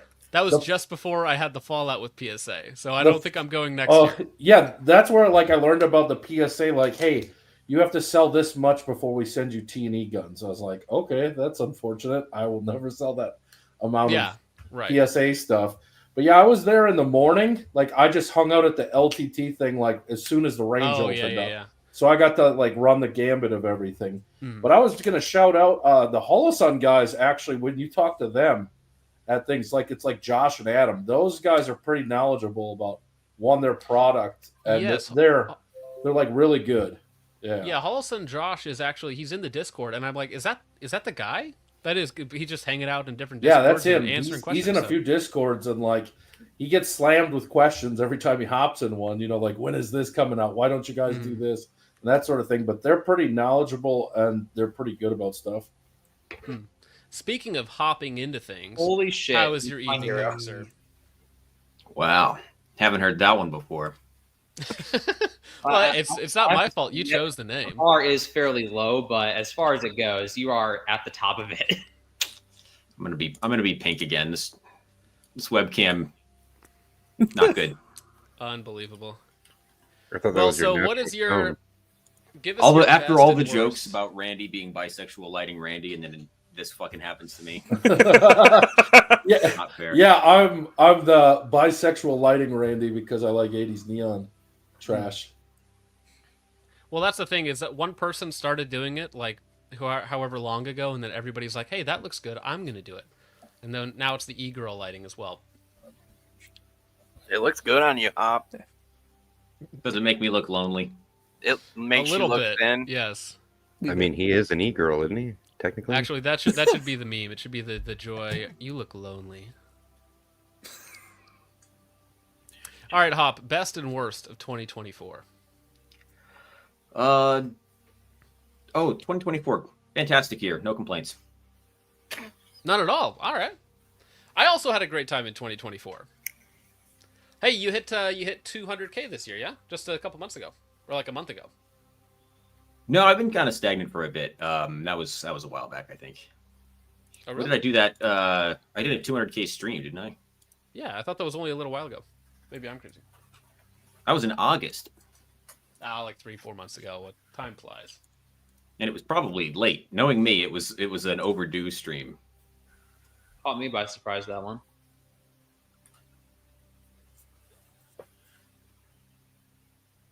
So, Hop, when are you going to put out your review on the Magpul fold the fuck whatever I can't really see myself buying one of those things because, at least around here, nobody has like those shoulder-mounted VHS cameras anymore. So it's not going to blend in as well as it would have if they had actually released it in 2004 like they were supposed to. Yeah, I'm not sure if you guys played that old Perfect Dark game on N64, where it's like the laptop gun. You just like throw it and it could do a turret, or else it folded out like that. That was one of Do you my remember what first operating multiplayer system gaming the laptop gun was running in that game? I believe the flavor text says it's running Windows 2020. Nice. Do you feel old yet? Yes. Yeah, someone pointed out COVID was 5 years ago today, and I'm like, no. Yeah, it was. That's a little rough. Hop, are you gonna do a video on the new MP5 SD facsimile? I'm gonna call it from MKE. Have you seen it? I doubt it. I do sometimes feel like I want to do more MP5 shit, and then I remember that it's going to turn out exactly like it does every time. Yeah, definitely. Oh, I've explicitly ignored your advice on various platforms, and don't buy an MP5. It's a toy, and it's an expensive toy, and it makes no sense. And so naturally, a month and a half ago, I bought an MP5, and I've already sold the thing because it was a mistake, and I knew it was a mistake, but whatever. If you're strong enough to ignore everything I say, you'll be a lot happier in life. You may not be better off, but you'll be happier. Well, the issue, that's the problem. The cooler the gun is, the worse it is by a rule. Absolutely true. Yeah, Have you talked about the new Iris that launched, I think today, yesterday, something like that yet? I think all I did was like swing by their booth at SHOT Show and NRAM, and I coveted the floor model, and then for the last, again, you talked about Hollow Josh. He's in all the Discords. He's on Reddit. He's easily accessible if you want to ask him questions. But of course, he can't know what like the FDA is going to do. So I know that they've been like fighting with the FDA to get approval for the thing for a long time. So he kept basically saying like, I think we've got it now. 2 weeks. 2 weeks, guys, 2 weeks. And then it was, a month later. It's like 3 weeks. Like, oh, this is not going well. Josh, yeah, I don't know. If it is actually coming out, months ago, I would say if it was actually going to come out, it would probably be a pretty big shakeup in the industry. Now it actually seems to be coming out. So unless something crazy happens like with sanctions causing or tariffs or whatever, if that causes prices to like greatly inflate, then all bets are off. But if that's not what happens, then yeah, I think it will force, like at very least it will force Steiner to try a little harder. And then I don't know if you just saw, but today Z-Bolt teased the ACAL again. Haven't we been waiting for that since like 2020, 2019, something like that? Yeah, that was announced at SHOT Show like 3 years ago. 3 or 4 years. 3 years ago. I think that was my first SHOT Show. I was like, I got to go check this out. And I talked to them for a long time, and they were like, yeah, it's like, we're just fine-tuning it. And then they made the mistake at some point in the last year saying, like, we guarantee this is going to come out for $1,500. First half 2025. That's so vague. I don't believe it. Well, but yeah, you then jogged my memory because I think Brass was talking to me about this last year, and then I looked at it and then forgot about it until you just mentioned that. I mean, this is the laser box with all the pedigree.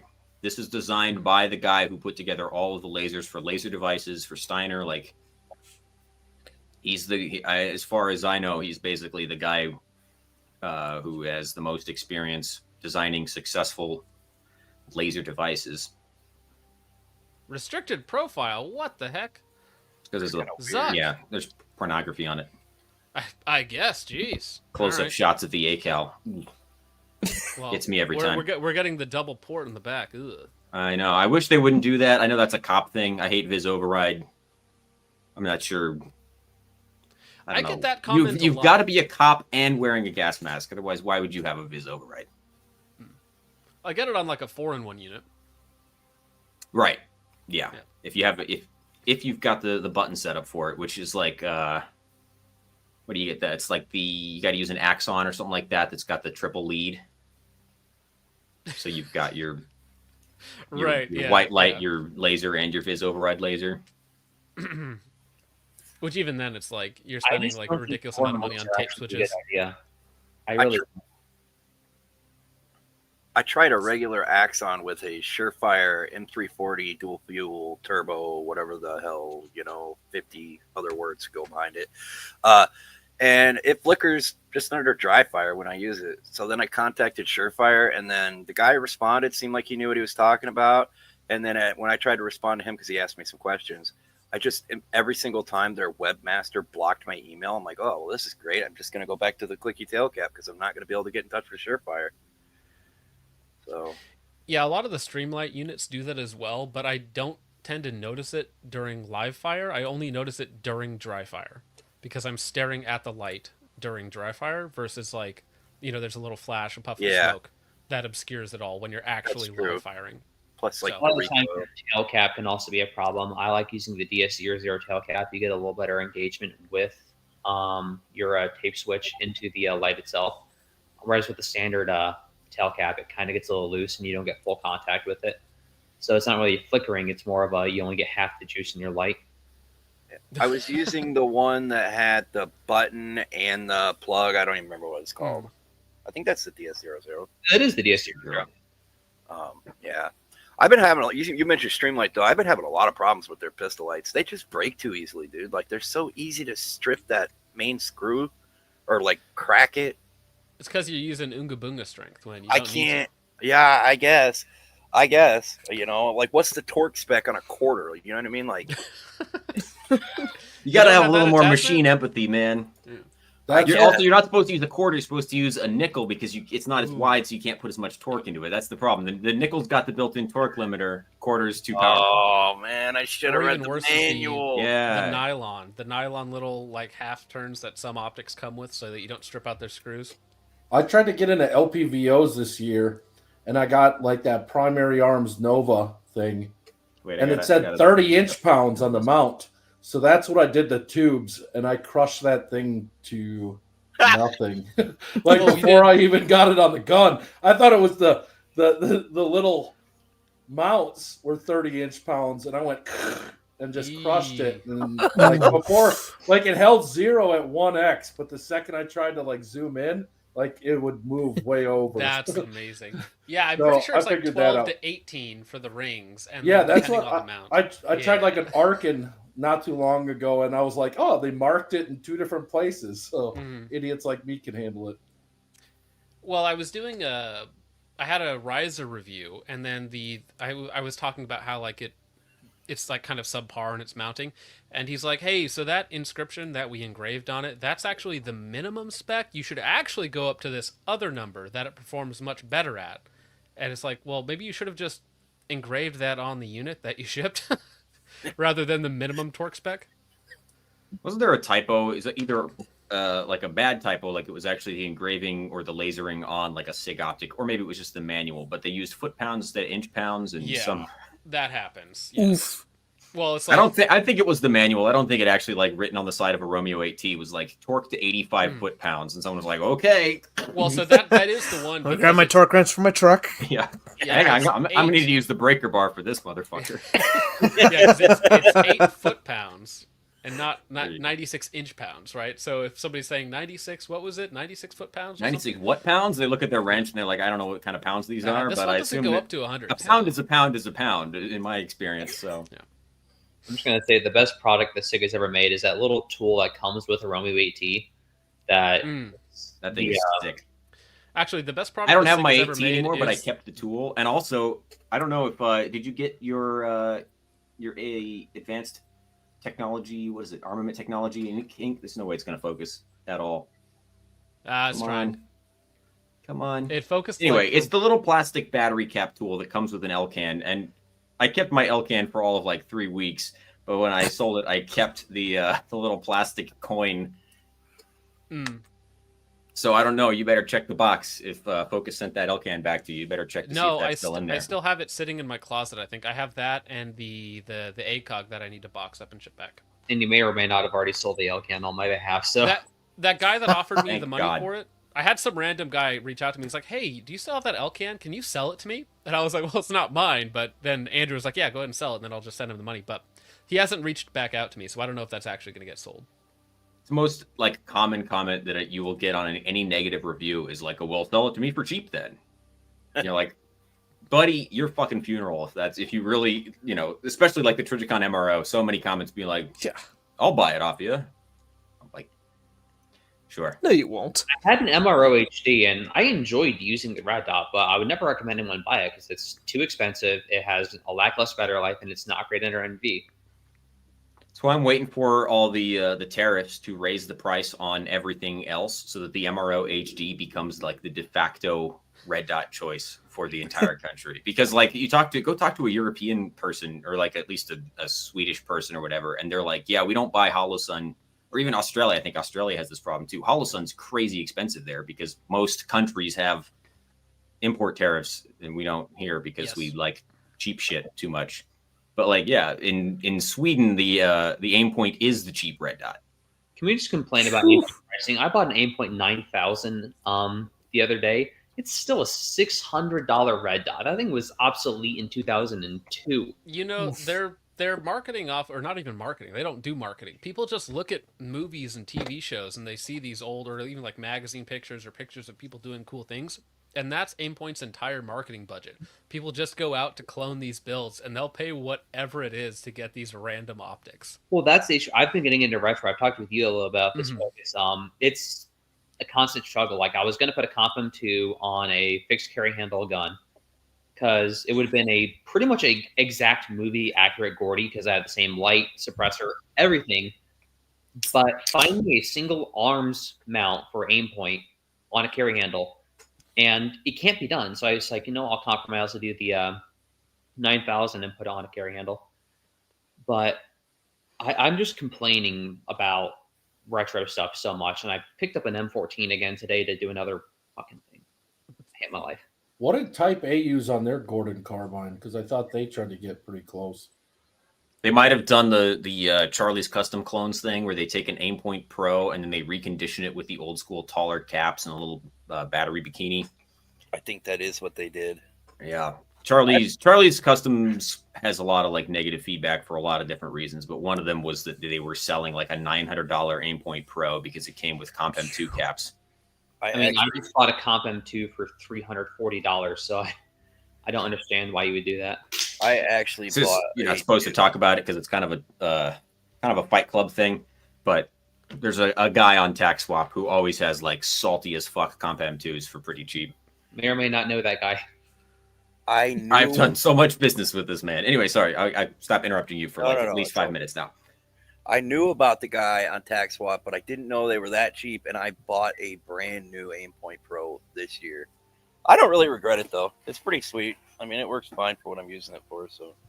You mean you like it? It's not actually optic. Sweet. Yeah, it's not sweet. It works. That's all I wanted was something like that would just work no matter what. And I guess an Aimpoint Pro does that. It was the best thing in the window at the Cabela store that I went to. In a way, I actually kind of like that market because people know they're not getting the best of the best. They just want it because it's that thing. Versus like people who will buy, whatever new optic, whatever new gun it is, and then they have to defend it as if it's the best thing ever because it's new, and so they think it's cutting edge or whatnot. But if you're buying a 20-year-old red dot, you're buying it because you think it looks cool, it fits your build, it does your retro thing, so you're very honest about it. Whereas, like, if you buy a Jackal and you come to me and you're like, hey, it's the best gun ever made, it's like, well, maybe not. Wait, are you saying Bear Creek Arsenal isn't good? What? No. Frogman Tactical told me Bear Creek Arsenal is good to go, and Frogman Tactical is a Christian, okay? So. Oh, well, I better go out and buy 30 of them. Yeah. Frogman Tactical. Yeah. You don't know Frogman Tactical? Focus Strip, can you pull up a video by Frogman Tactical for me real quick? He challenged Lucas Bach into a literal duel to the death. Bro. Oh, what? Shit. He's gone. I do not know this man. I think I remember that one, yeah. This guy has changed he's nominated a lot for since a he started. Gundy, I think, for Trainer of the Year, too. He was the guy with the bullpup. Wait, no, he wasn't. Yeah. Oh, no. Yeah. The first video that I see is how to paint a rifle like a Navy SEAL. Literally, and on there, you're all of his video titles have that in them, like a Navy SEAL. But every the single guy I'm video. thinking of Full Go back in Brovet. time, find his. He did a really, I got really it. good I got video. it. Let me pull it up here. All right, He did let's see. a great video Frogman. many years ago called like Understanding the AR-0 or something, which was actually a very informative video about zeroing ARs and like understanding BDC. The problem is that the 2 guns that he showed off in that video are embarrassing. Vehicle ambush, home defense tactics, Navy SEAL, 1.2 million views. Yeah, people love it, dude. They like thinking The vehicle hey, CQB. They where you love just the sit in Brovet stuff. Death box. Ooh, yeah. Bear They Creek Arsenal. eat that Is it stuff good? up. he got so triggered that Lucas Botkin Oh. was telling that Japanese kid how to shoot, the airsoft guy, Yeah, like yeah. he literally, I don't know if that's the whole story or if Lucas said something to Frogman Tactical, but he literally posted multiple videos talking about like, dude, we're gonna fight and I'm gonna kill you in real life in a shootout. Like he got like. Oh, here we go. Here we go. I got some Oh, videos. goodness. Yes. Yes. Ah. I can't believe I never showed you this. Would you Dude, guys everything. cringe? Final thoughts. Navy SEAL. That's good. What's gonna be more cringe, the Frogman Tactical one-man room clearing CQB or the Mike Glover one-man room clearing CQB? Oh, dude, I have to do that video at some point because I haven't actually watched that full video, but every time I hear somebody bring it up, like I was watching like a year-old Ben Steger clip when he's talking to Matt about that video and making fun of it, and so I was like, I gotta watch that at some point. I think in that same video, Glover talks about why he carries FMJ in his carry gun. Oh, is gosh. Glover's one-man CQB just kicking down the door when his wife locks it? Yeah, dude, that would be fun because wasn't he nominated like most likely to survive the apocalypse, and then somebody memed it like most likely to survive divorce court or something like that. I was on that stream and I don't even remember that. Yeah, no, that was a good time. But that story is a little bit more wild because there's also theoretically like he was trying to save his kid from his wife or girlfriend or something who was going a little crazy. So I don't know the full actual story police there. report. I read through the police report on that one, and what got me was after he was arrested and a no contact order was put in place, he immediately called his wife from jail on a recorded line. That's top tier idiot stuff. I heard that recording. I'm pretty sure, I think Heavy Duty Country did a video on that situation and was talking about how stupid it was that Mike was like just freely talking to the cops about everything that he did and what was going on. And it's like, hey, Mike, like I get it, like you think you're cool or whatnot, but like shut up. Like you're not helping yourself. I actually changed my best now. That Heavy Duty Country Langley Outdoors video about USCCA versus Yep. armed attorneys. That was a good one. Yeah, well, actually, can we talk about the call we had with armed or attorneys on retainer, Richard? We can talk about the call. I don't want to necessarily get too much into the overall specifics. Okay. But yeah, we can talk about it. It wasn't Yeah, we did anything have that was a private call with them. We might have their guy on eventually. But here, let's watch this video for a second. I'm interested in what this guy says, and then Hop just sent me the link to the other guy video.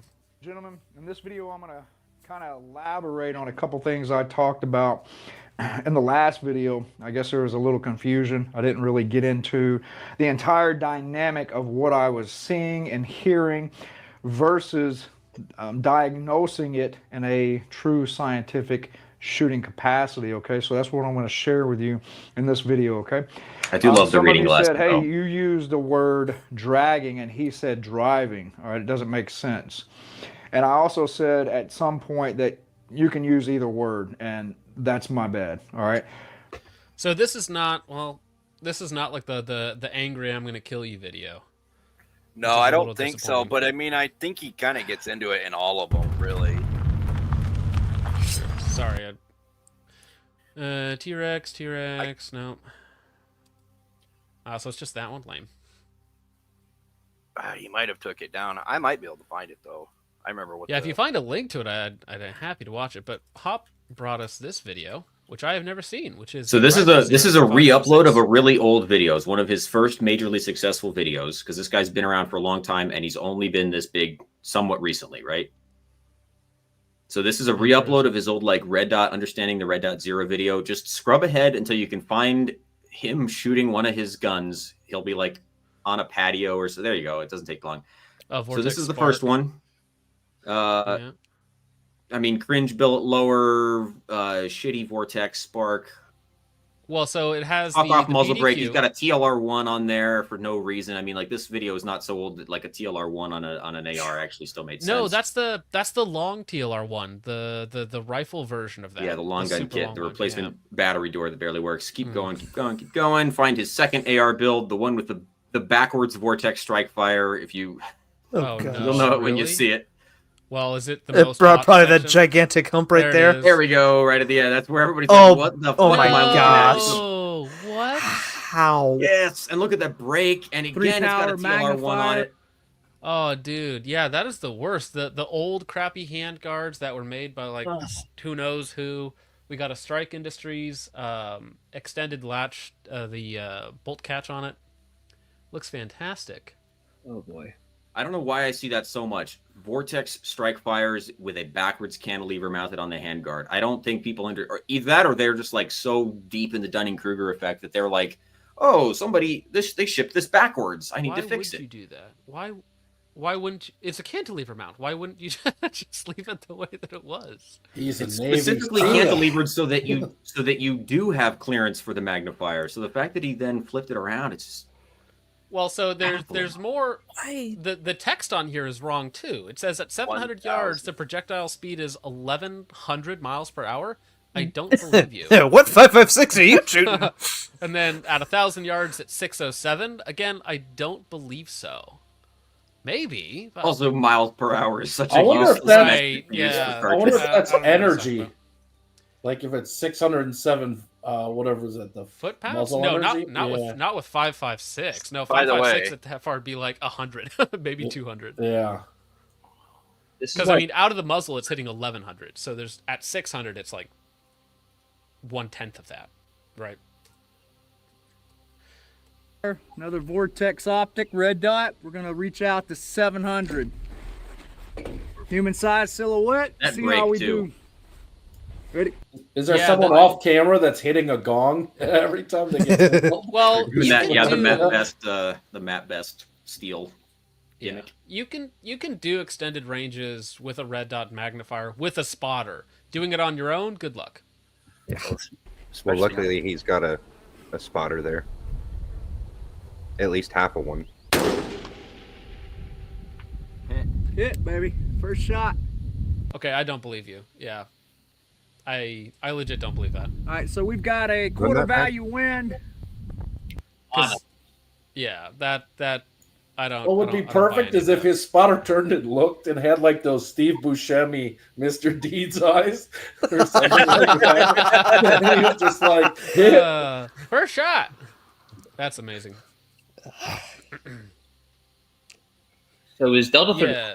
the best AR zeroing video on the planet right now? Yeah, definitely. Like it.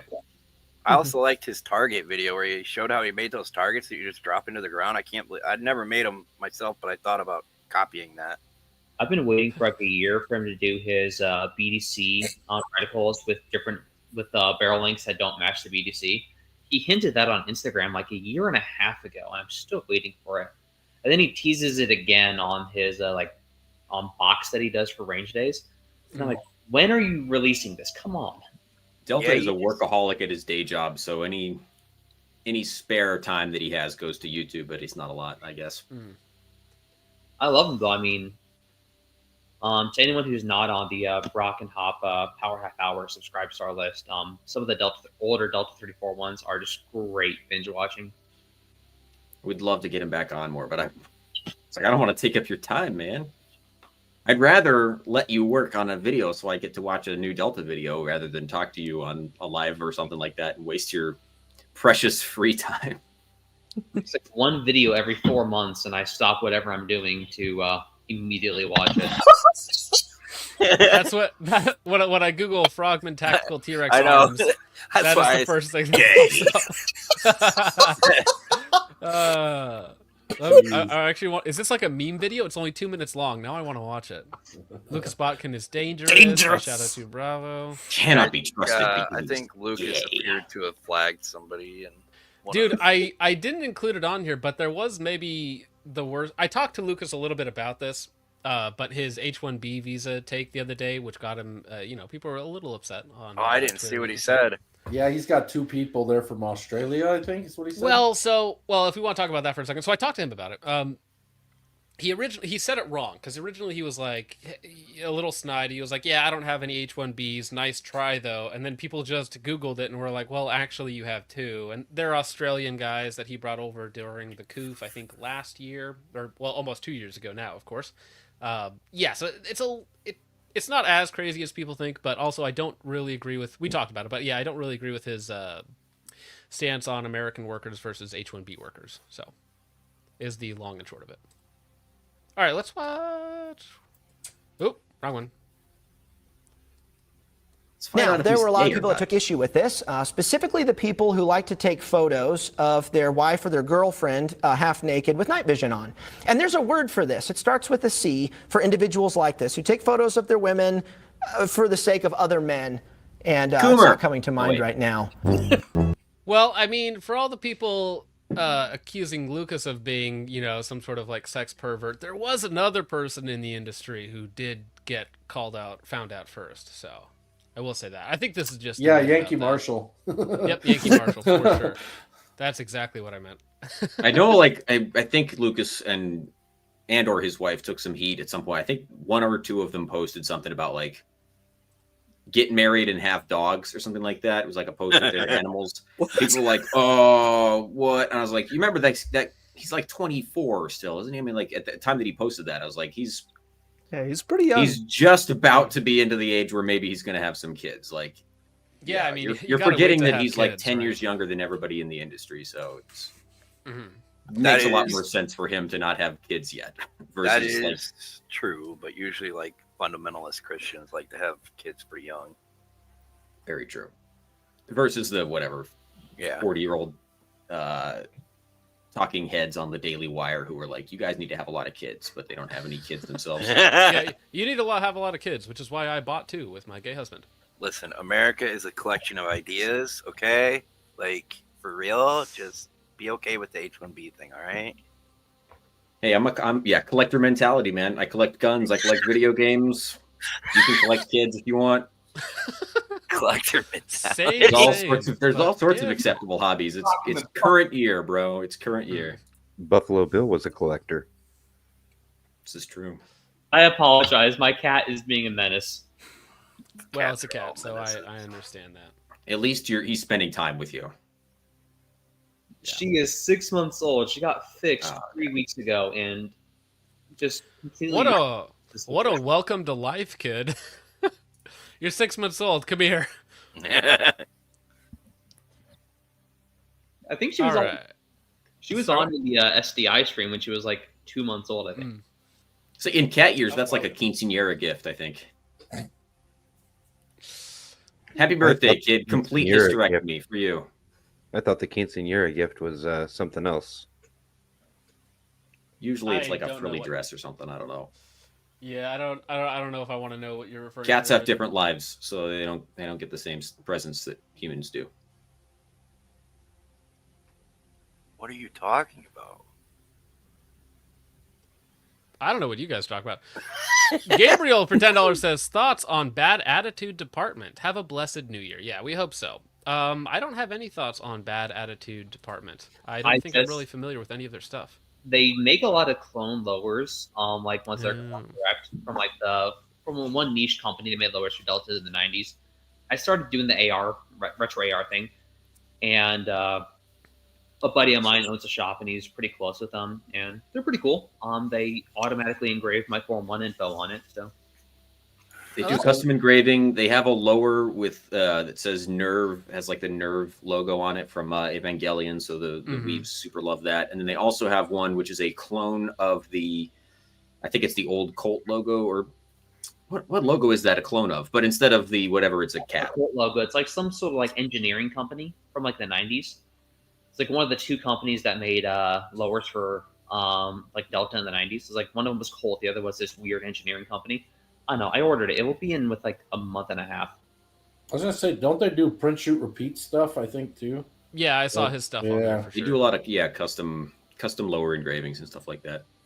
It's really cool. I keep meaning to buy one of their ones that has the cat like hitting the ball of yarn or whatever, because it's like, yeah, I should put my money where my mouth is and actually have a kitty cat built on a kitty cat. That'd be fun. Well, yeah, I was gonna say you gotta have your Bushmaster upper on that lower. I'm pretty sure their Colt one is, instead of Colt, it's Cuck or something like that. Like the guys at Colt, from what I can tell. Do you see? So CAC KAK had like the Derp Donkey lowers or something like that. Again, it was like a recent limited edition. I always miss these things, and not like I need more lowers in my life. I'm like, I have lowers where I'm like, what should I do with this lower? Which is a problem that you don't want to have. So I shouldn't be buying more, but I do love those. And I have lowers, like stripped lowers, in 3 separate places, and then it's like I find a box that has like 3 more stripped lowers in it, and I'm like, oh, I don't need these, but they're also like, they're worthless. That's because like 10 years ago, everybody was like, these are going to be worth their weight in gold someday. Anytime Andersons are on sale, you should buy like a 6-pack of these $35 Anderson lowers. Turned out that didn't happen. So, yeah, I mean, what? I'm just the guy that I don't even stock lowers. Like I have 0 spare lowers. I just, whenever I'm doing a build, I buy a lower. Well, see, we talked about this earlier, but when I first started, I was just buying just stupid stuff because, oh, this is cheap. I should buy that. I could talk about this. And so now I end up, 5, 6, 7 years down the road, I just have boxes of just worthless items. It's almost like people could tell you by using an optic and the video about it, about whether or not it's going to be good or not. And you don't really need a pedigree to opine as to that situation. I don't know. I haven't seen Hop do the Matt Pranka CQB drill, though, so I don't know if I can trust his opinions. We don't negotiate with terrorists here. Only if you do it with a Hydra mount. Ooh. Yeah, the GVRS Hydra mount. I have Hydra mount, but that's because the rail on my MPX doesn't hold 0 for shit. Right. Well, there is actually an application, yeah. It's for like those super shorties, or if you just can't mount anything to your handguard for some reason. Like I saw somebody have one on a TP9, and I'm like, well, the gun sucks, the mount sucks, but I get it. I feel like a friggin' Luddite. Is that what they call it? Luddite? Because I'm like, I tried the Unity mount. I still have one. I have the ScalarWorks 193. The 193 is not too bad, but like the Unity mount, it sucks. Oh, okay. So get this. So somebody sent me the Ruger SR556 because he wanted me to review it, and on top of it was a Sig Romeo 7S, which is like the Comp M5 clone, on a Unity riser. So it's like a 2.2 centerline, like $300 mount, $200 mount, whatever it is, with like a $99 red dot sitting on top. Bruh. That's how I ran my Unity for a while. I had a Romeo 5 on there, and you know what? It was funny to me. There's probably something about that, spending more on your mount than your actual red dot. It kind of reminds me of a friend of mine. He has a super cheap Bushnell scope. It's like $150 at absolute most. He has it in like a $300 LaRue mount. There you go. Well, I saw, and he has it. He has it on his PWS AR-10. It's like, man, you're killing me here. John, didn't you put an O sight on an Elcan?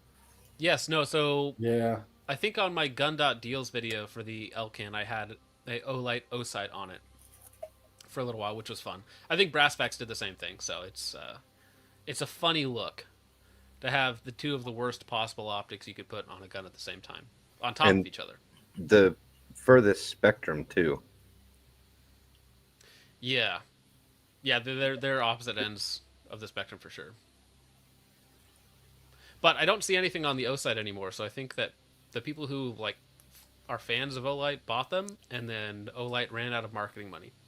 Yeah, I know TN Tactical, my buddy Jake over there, had the O-Sight shoot the glass out just from the recoil of his gun the other day. Well, that's because like Ejected you reviewed one, I had one, and mine was actually okay. Like it held 0 roughly, it looked okay, but then like I see somebody else and they just have the polar opposite experience, and the quality control just isn't there. Yeah, I dropped mine like Overton Windex or whatever his name is. I was dropping it, and then I saw Despop do this thing where he's hitting it, and mine held 0. Like, it's not the best like glass quality. Like, I got glare from it and stuff, and I think the recharging thing was stupid. I don't know why you do that, but other people, it's Olight. That's their shtick. They're gonna have like a rechargeable infrared laser that burns through things maybe next year, so that'll be cool. Battery life of 2 hours. Ooh, I wonder if Olight does Olight come to SHOT Show? I don't remember seeing them last year. I feel like that would be a fun booth I to don't think peruse. so. When I got that O site, it was just I don't even know how he got my information. It's just like, hey, I'm from Olight, and I was like, I'm not really interested in any flashlights. He's like, this isn't a flashlight, and I was like, all right, talk. And he's like, we're sending you this. I was like, okay, cool. I don't think Olight has to go to SHOT Show. I think they just pay all of the influencers that go there, and then eventually everybody sees the marketing for Olight. There's definitely some affiliate. I don't think that's how Olight is gaining popularity. I think Olight is gaining popularity because the people who typically like Olights are the same people who like shiny jewelry, and they call a laser a beam, and they usually have like a micro Draco and a Glock with a switch. Like, I don't know how much, like, how many descriptors. I don't know what you mean, sir. I Like, don't you know. know, what you you're got the inferring. glizzy with the switch, you know, and then like you just mag dump into like an abandoned building in Detroit or something, you know, like that kind of thing. They are young scholars, sir, and are future doctors. The first racism of 2025 on this channel. Unbelievable. This is the last time I invite other people onto this show. I'm talking about Polish people, man. They're all Polish, you know. Yeah. Yes, right. The Polish. Yes, we hate the Polish. Screw those guys. I thought he was think talking Olight about was me. at NRAM this year. They might have been at SHOT Show. I don't remember. They were definitely at NRAM, I think. And we tried to talk to them, but we couldn't find anybody who spoke good enough English for an interview. And they were like, well, we have somebody. Give us your phone number. We'll text you when they're around. And we're like, nah, it's cool, man. Thanks. Like, You should have went ahead with the text, so that way Oh, you dude, could you know plug what? it into the I- Google Translate. As a gag, I would love to be their translator, and just tell them that I'm telling people other things the entire time while I'm out there. It's actually a data. It will detonate after 10 uses exactly. Like some guys, like, oh, okay. Well, it's multi-role. See, it serves as a flashlight, then as a fire starter. You know, it's dual purpose. It's a survival tool. Well, I mean, that's the downside. I thought I was buying a hand grenade. Turns out I'm just buying something that's going to sear my hand after 20 seconds. As a hand grenade, I'd love it to be proof, though. Yeah, it's just civilian flashbang with a random timer on it. Hey, Logan, you sent this like an hour ago. 2 hours ago almost. Jeez. You said if you want to build out a 1022, I highly recommend getting parts from Tactical Innovations. The gray Cerakote they use is very nice, and it has a nice subtle metal flake to it. I am not biased in any way whatsoever. Well, thanks for the $10, but you could have said that for free on the show. Barrel of Mercy for $5 says, I'm pretty sure I don't have the pedigree to be watching this. Maybe in 2025. Well, where you are may already be 2025, sir. So if so, I hope you're having a good year. And again, Nick, you're on the stream. You don't need to send money. You sent $20.25. You said, this is fun. Well, thank you, sir. I guess I'm slacking here because, I mean, the second I get on the stream, the payments stop coming. So, well, yeah, I do make that joke. Yeah, Andrew is the biggest sponsor of the channel. Well, like, actually is with what's the dollar amount of stuff you've sent me this year? Like 10,000? Give or take. Yeah, pretty darn close. He's going to write you off on his taxes as a dependent. You should have thought of that. I started sending stuff down to my accountant yesterday. So, well, you know what you should. He's like, do yeah, is any you should- dependents? You're like, well, there's this YouTuber I've been putting his kids through college. He's like, all right, we'll factor that in. You actually could if you tax stuff, but if you use the inventory method for the stuff that you send me, and it's technically out of inventory at the end of the year, you can write that off. well, I can't file. Like, I could inventory the L-can and the like. I'm just happy that my ammunition's a tax write-off, so that was enough for me. Yeah. Like, No, that's what YouTube is for me. YouTube is I can just use that to post a loss, and so it saves me taxes everywhere else. Man, I'm doing my taxes wrong. I need to get in touch with you guys. Oh no, it's beautiful. Like, I would not take tax advice from a YouTuber. that is Yeah. that is a I know one-way a few ticket that to have been jail, sir. audited. So yeah. Dude, I got audited by the Oh, really? IRS like 4 years ago. Something they wanted like 30 grand from me because I had unreported expenses, but it was from the side business that I did where I never made any money. So then I emailed them like 200 pages of like receipts for everything, and then they were like, well, okay, that $30,000 we wanted, well, now it's a $400 fine or something. So I was like, okay, I'll pay you $400 fine for not reporting my taxes accurately in like 2017 or something. Well, see, I feel like I could take this risk just because one of the cool things about where I work is I actually get legal insurance for a very small fee. And so, like, I'll be able to get a lawyer paid for, like, it's worth the risk almost. I mean, my biggest fear is getting sued by the IRS. So I live in fear of that. Well, yeah, that was my feeling when I opened up the letter, and it was like IRS, very official, whatnot, because you had to like sign for it when you pick it up, and it's like you owe us $30,000 in back taxes, and it's like, hey, how are you going to pay this? I'm like, I'm not going to be able to pay that. I don't know what you're talking about. I mean, I remember my my grandmother, her and her husband, they sold a gravel company that the family had owned for 100 years, and now it's like, you owe us $300,000 a year for the next 5 years, and I'm like, what the fuck is that shit? A year? Oh my god, I think I would have a heart attack. Oh yeah. Oh. I mean, in some ways, I guess that's a good problem to have, but yeah, that just sounds miserable. Brandon Masters for 2 says, Hop had that Diddy vibe. I don't know. He's looking a little dry, man. Mike Honcho says, my biggest fear is to be ovulating at SHOT Show. Oh, that is a lot of us are afraid of that. Dude, I need to like get some people together, and because Garantham is going to be making a booth appearance, I think, at Primary Arms again this year. So it would be very funny to like get like an ovulation sign or something. Get like 9 expecting women to hold signs that say, like you can order prosthetics. I went to it's like I went to Mike Jones' party and all I got was this lousy pregnancy or something like that. We got to hire a couple of the SHOT Show girls to wear one of the pregnant prosthetics, walk up and shake Mike's hand, and then walk back 20 minutes later with the pregnant prosthetic. Yeah, that's awkward. Willie McDuff for $4.99 says that guy's profile is protected by ITAR. Yeah, I think he's talking about that guy's Instagram profile that wouldn't let me go onto it. Mike Hawk for $2 says thoughts on Dixie Mauser's recent 2A post. What is Dixie getting up to now? Who is Dixie Mauser? You guys don't. Dixie Mauser is Dixie Mauser is Instagram... one of my favorite Instagram schizophrenics. Yes. I thought his last name was supposed to be Enormous. Or Normous. Enormous Dixie Mauser? No, that's Hugh. Oh, come on. Do I have to do it somewhere else? Oh my gosh. I haven't fully committed to Instagram yet, so I don't know all the weirdos yet. It's a very strange place. It's kind of It's a really bad app. It's hard to use. Yes. I despise the UI on that thing. And I only use it because my mother sends me reels occasionally. Instagram was never supposed to be used as more than like a way to share vacation photos with a couple of your friends and family. So the fact that it turned into this like social media app that sort of functions as an arm of Facebook is just a fucking disaster. Yeah. I use it almost exclusively to send my friends 40K brain rot.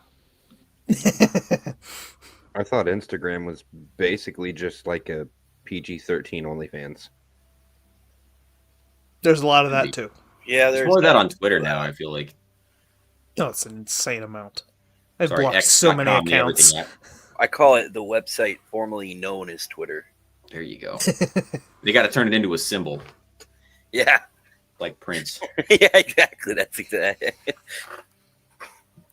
I had to grab it on the other PC, but I think that's what the gentleman was referring to once it loads. It's the where do you draw the 2A line at 2A for everyone? Dixie Mauser. So I think the general point of this is, who do we withhold the Second Amendment from? That is a big discussion. Yeah. So I don't know how much of this panel wants to get into that as we head into the new year. Let's get all the way into it. Privatized ICBMs for everyone. That's my There's stance. there's a recent video from T-Rex Labs, one of the Isaac videos, and I think some posts by Isaac on Twitter as well, that I think Isaac probably is the smartest person in the 2A space. So yeah, Isaac. I don't blame other people for not like holding up to his standard, but I mean he does. I think he has a pretty good explanation of it, and probably does a pretty good job of explaining to people. Not that they're going to listen, but like the reason that you oppose red flag laws is because if you find yourself briefly in power, politically speaking, and you're like, this is it, we now run this country forever. Let's set up the legal framework to take guns from people we don't like. Well, what's the longest period of time that any political majority has remained in power in the United States history? 12 years, 12 years, 8 years. If that. I mean, so essentially, yeah, that's I guess the real problem. And I think he talks about this. Essentially, it's like you're creating a law, and then you're saying, all right, well, who's going to enforce or apply this law? It's going to be an organization that's going to be able to sort of write its own rules and dictate its own outcomes. Therefore, people are like, well, I don't think psychotic trans people should have guns because they're going to shoot up a Christian school. It's like, well, you set up the framework, which is that it's okay to take guns from people that you think are crazy. Do you remember like a couple years ago when you were being called crazy for being even vaguely right wing?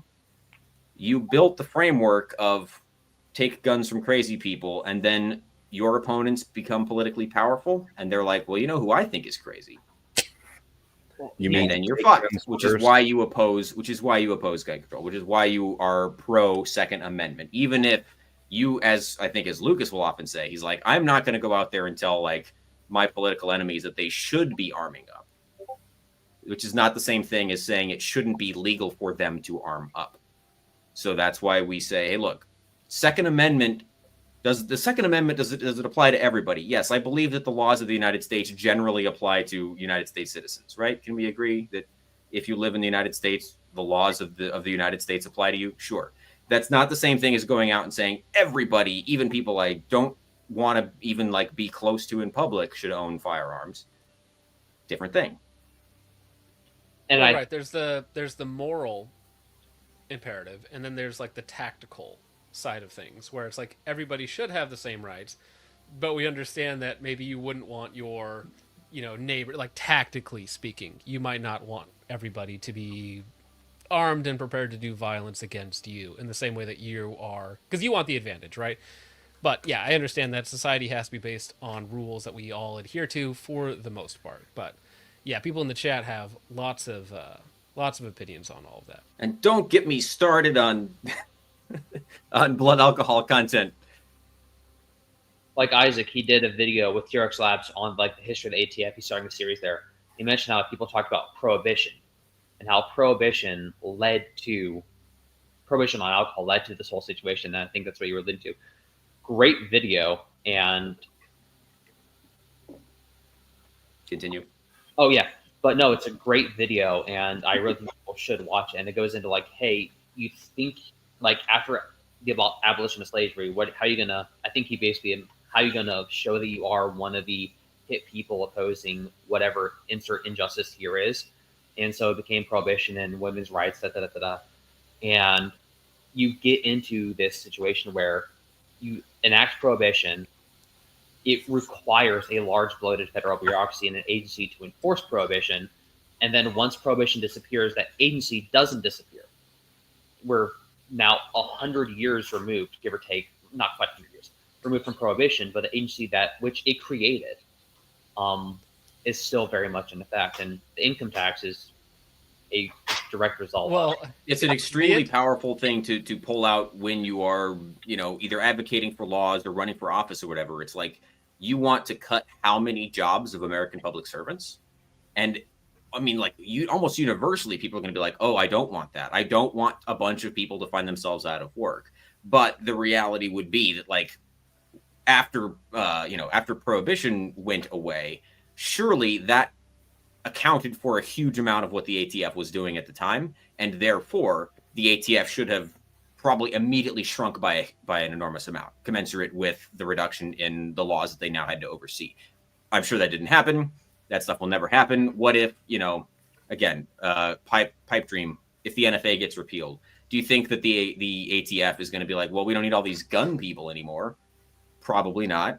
No, they would just become FBI agents, most likely. Government agencies get bigger over time. Well, yeah, they have a federal budget. So if that budget doesn't go away, then yeah, those people still operate. Their jobs might, their day-to-day jobs might change a little bit, but they're not going away. They just they go from prohibition to something else, right? So they just find the next task because people Well- don't like to give up their power once they have it. Like Andrew mentioned, the income tax, that was a temporary, implementation of that for a wartime period, and magically, it never ended. It just never went away because once they enacted this idea of taking mass amounts of money from people, well, guess what? They could do a lot with it. So why would they voluntarily give up when they already had taken the power to do it in the first place? People are very, very hesitant to relinquish power. And they did pass the constitutional amendment for the income tax, so it's never going away now. But the other thing is, people don't realize this, but I mean, people do realize it, but we still have prohibition. We have prohibition of drugs now, and right now they're talking about, Elon's going to be the head of Doge with Vivek Ramaswamy, and Trump's talking about deploying special forces to Mexico to fight the cartels, which, by the way, they've been trying to do since Pablo Escobar, and it That will has never not happen. worked. The answer is pretty simple. Like, you could do both the shrink the government thing, like what Doge wants to do or what Elon wants to do, and you could pretty much eliminate the cartels by ending prohibition. I know people don't want to say legalize all drugs, but if you did legalize all drugs, like the founding fathers literally did intend, it's like literally like the 9th and 10th amendments of the Constitution, is that, stuff that's not specifically enumerated in the Constitution should be kind of left up to interpretation. But whatever, if you did legalize drugs, you wouldn't have problems with fentanyl on the streets anymore because people would be able to get, like what they want, My worry with I agree with getting rid of the prohibition on drugs, but I do not think it will eliminate the cartels. Al Capone It won't. going to become a banker after prohibition ended. They'll just move on to different criminal enterprises. I think, honestly, they make more money smuggling illegals into the country these days than they do with drugs. True, you got a good point there. But I guess what I'm saying is you wouldn't have a massive. It always moves on to the next thing. Like the federal government, when prohibition got removed, they just moved on to the next thing. The same thing with the cartels, with the gangsters, whatever it is. There's always money to be made in nefarious ways. Right? Yeah, I think the main thing is like it would eliminate people like just overdosing on fentanyl all the time because generally speaking, Agree. 1,000%. It's possible, but then you got to imagine if it's legal, then why wouldn't they? Because it comes a lot of it from China and other places over the southern border or whatnot. But if it's legal, then they would the price would go down. Is what would happen. Well, the thing is, like usually opioid addicts actually want other opioids, and then they kind of just get fentanyl is what's available, so that's what they do. Fentanyl citrate is produced domestically right here in the U.S. Big time, yeah, it is. And they even make fentanyl lollipops, cherry flavored fentanyl lollipops. Sick. I mean, I watched House MD in my formative years, so I think that Vicodin is the coolest drug ever made. It's got too much Tylenol in it. That makes you practically a doctor, right? Also, you don't have to poop if you're on Vicodin. I understand that part. They didn't cover that in the show, but that's, I think, one of the realistic side effects. That's a useful side effect. My grandmother. That shit just, no pun intended, that shit just No, Vicodin and oxycodone or Oxycontin are the two drugs that I've had for pain relief. Big thumbs up. I had like a couple of those after like a dental surgery or something like that. It was like, I don't feel like I'm not in pain. I just feel like I can't stand up. I did not enjoy it.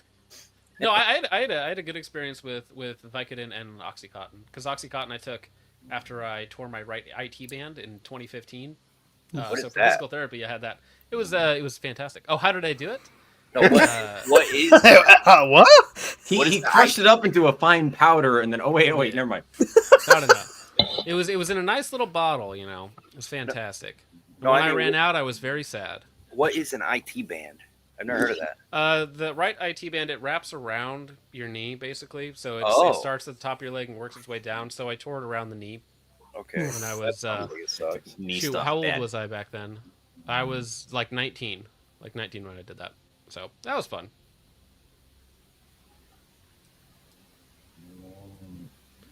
Grifting Gamer for $2 says, "Thank you, SARS, for a great show. I am Engineer USA." He follows it up saying, "Sorry, I have no problem going poop on any drug, SAR." I think it's all the street food you must eat. Yeah. The memes have been fantastic around that whole situation. And I think that was such a random. It was like what we had in the 2A space a little while ago. It's like friendly fire. All of a sudden, everybody hates everybody, and everything's on fire. If you guys get It's a beautiful. chance, if you get a chance, you should watch Sam Hyde. Yes, the Ghost of Kiev. He made like a 2-hour-long video about that whole topic, and it's actually very thoughtful. Like, it's not nonsense. It's not. I don't believe Sam Hyde. Just check it out. It's worth watching. It is. I'm about halfway through it. It's legit a very good video. This is the same guy who made a show where he tortured autistic people in solitary confinement, right? Yeah, I think that. Yeah. Thanks for clearing that up. Making sure.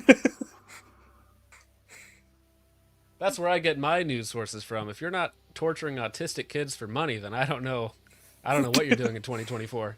Get your grind Speaking of up, the man. ATF. I mean, yeah, Fish Tank is just Sam Hyde's version of the banana taped to a wall. Did you see that they sold that banana to some Korean dude who then ate it?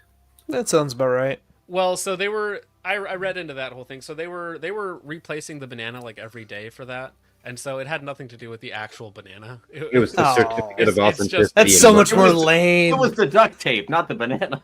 How dare you, Blucifer? He says basically what Trip is doing. How dare you, sir? I don't know. I run a terrible show.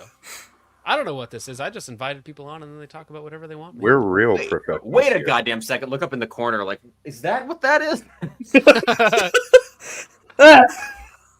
Is that why, like, in the middle of the night, I'm trying to sleep and fucking text-to-speech just rings out in my apartment saying weird stuff about GunTube? Son of a bitch. I thought I was schizophrenic. Turns out I was on Focus Trip's weird reality show. Yeah, or like that meme video where you commented like, "Thanks, this cured my schizophrenia." That was way too much work for a stupid meme video. I was like 1,000 cuts later.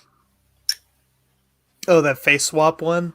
No, it was the one where I think me, Brass, and Hop were on on Matt Landfair's. Nick Fuentes. Yeah, Nick Fuentes. That's another. I don't know if rabbit this hole is you may not wanna a go joke down. I'm not getting. I keep getting comments and people comparing me to Nick Fuentes, and I don't feel like I look or act like him at all. The Ben Shapiro stuff I understand because I have the Shapiro autism mannerisms or whatever, but the Fuentes thing has got to be a joke I'm not getting. Well, are you gay or Mexican? Yes. I don't know.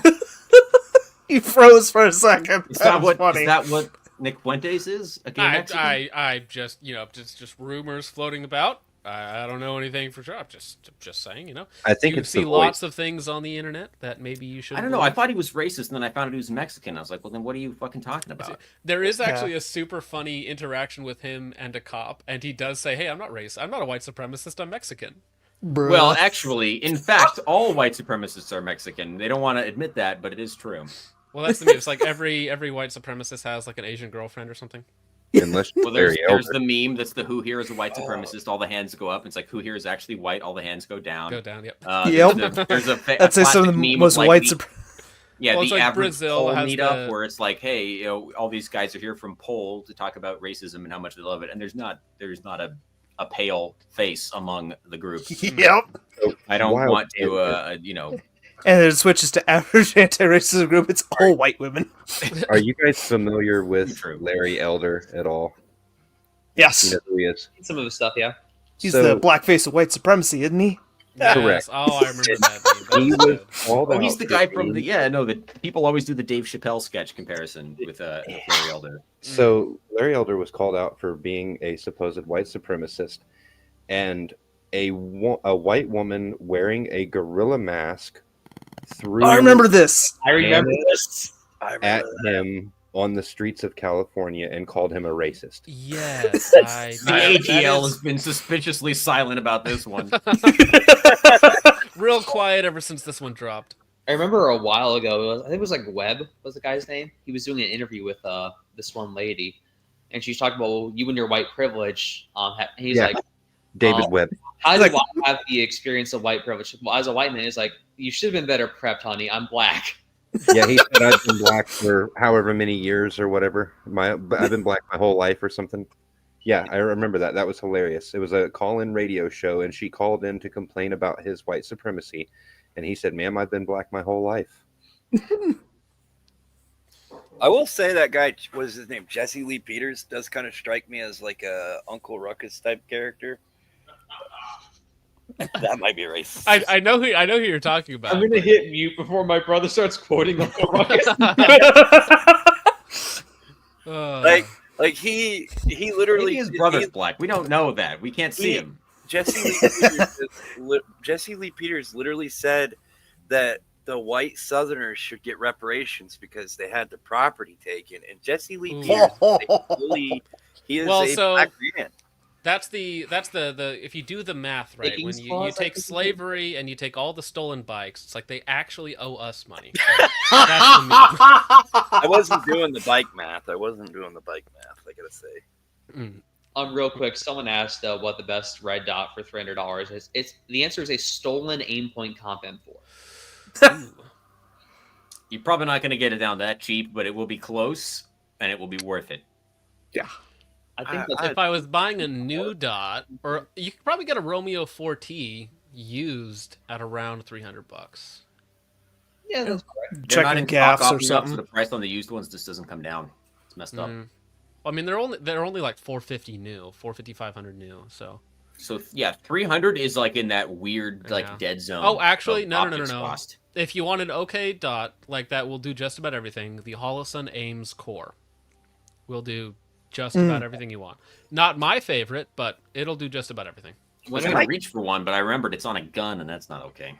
Am I crazy, or did the 4XT Pro get more expensive than it was like a year ago? I think the it just got closer to MSRP. I think. Yeah. I think everything's more expensive than it was a year ago. Yeah. Also, yeah. Forgot the dollars. Frozen inflation. Fucking Dollar Tree. Well, yeah. If you factor in inflation, ammo prices are basically the same as they were in 2019. Because I just bought like another case of 5.56 for like 37 cents a round. Hey, what does a 7.62x39 cost? 70 cents. Just curious. Just asking for all the M26 lemon grenades in the chat. I bought Autonomous's Defense's old Wasser 10, and it's like, oh, fantastic! Now I gotta actually shoot this thing and do videos with it so that I can get the round count up. And now I'm like, oh, shit, how now much? It's twice as expensive. Did you get his internet persona with that AK, or the original sealed spam can full of ammunition? No, I don't. It's like M67 something was the ammo I got. I just bought like a loose case of. That's like the corrosive Yugoslavian ball. I think that stuff. Well, yeah, but it was ironically that stuff is less corrosive than current production Wolf. I don't know. I'm not sure if I'm just like schizophrenic as fuck or something like that, but I swear to God, all current production 7.62x39 is corrosive, despite being labeled to the opposite of that. Meanwhile, I've shot this M67 ball stuff that's supposed to be corrosive, and it seems to be not as corrosive. So, Aren't you? What's funny is that's probably a psyop because they're importing corrosive ammo so that when we ship it overseas, it does damage to Ukrainian guns. I suspect it's the Belarusian factories that are trying their best to still make a dime by selling 7.62x39 to the United States, and they're like, "Hey, we ran out of the not corrosive primers," and they're like, "Well, just put some corrosive primers in there. What do we fucking care at this point?" Well, it's like, we have 10 million primers holdover from the Cold War, so now we're gonna start putting them in. Aren't you using a Palmetto AK? I got two different Palmetto AKs right now, and a couple of X39 AR-ish adjacent firearms. Well, the AKs, they're not like chrome lined, are they? One of them is, one of them's not.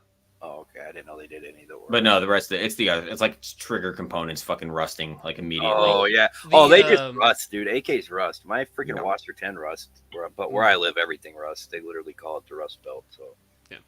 Not to turn this into an AK slander video and to call out all the AK people, but do not Google Wasser 10 bolt peening. Don't do it, because then it undermines their entire argument. Like every single person who talks about the AK platform, God bless them for, like staying faithful to a sinking ship.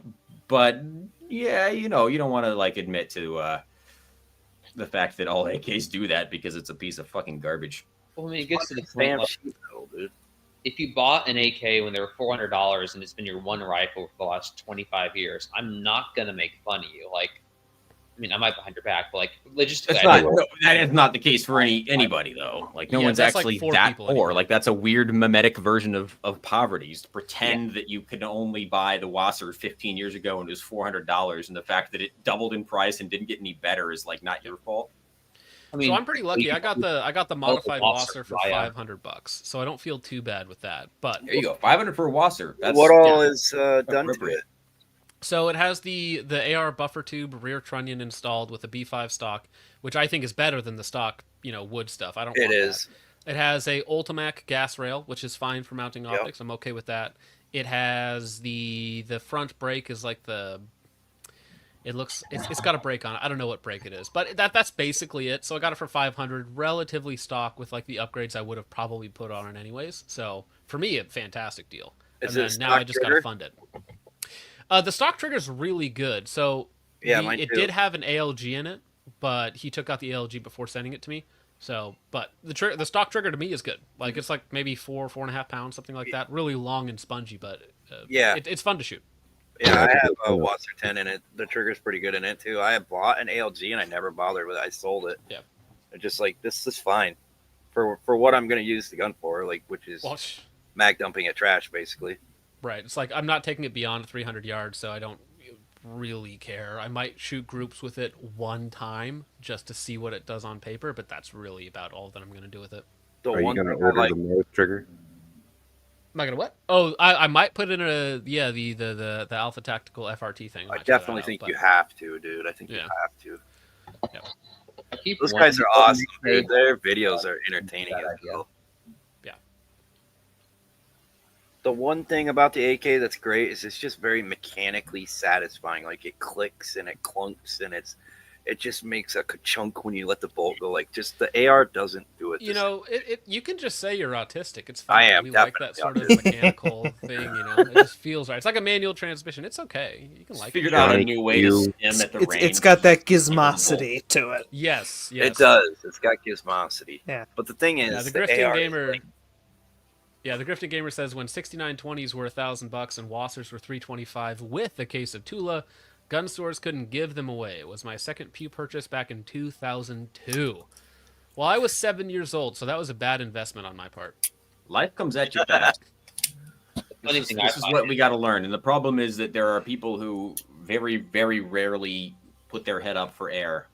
But that doesn't stop them from leaving comments on everything, which is like, I'm just going to go out onto the internet and I'm going to go find every single video about the AK and I'm going to give them my 15-year-old advice about the AK platform. And you're like, hey, man, go to Atlantic Firearms and just tell me what you see. Right. And they're going to be like, oh, my God, I had no idea. And you're like, yes, exactly. Nobody would be posting this kind of fucking dog shit if they'd actually priced an AK recently. I think there's a certain Gary that may or may not would love to have this conversation again. I bought a Wasser 10 for $1,100 just because of the AK. It was nice. God. And then you can make ritual suicide because there's really little else you can do at that point. Yeah, basically, I'm never making my money back on that thing. There's that meme of those like stick figures where one person's like really happy. It's like, oh, I'm just enjoying my PSA AK, and then it's like the other guy who's using some sort of import AK, and it's like, I fucking hate you. I want you to die. It's that meme. Yep. I bought a I Zoss. thought it was the I'll never financially recover meme. Yeah, well, that too. I mean, if you're buying an AK as a financial decision, like, oof. You're buying any gun as a financial decision. Like that's, I mean, unless you're buying transferables.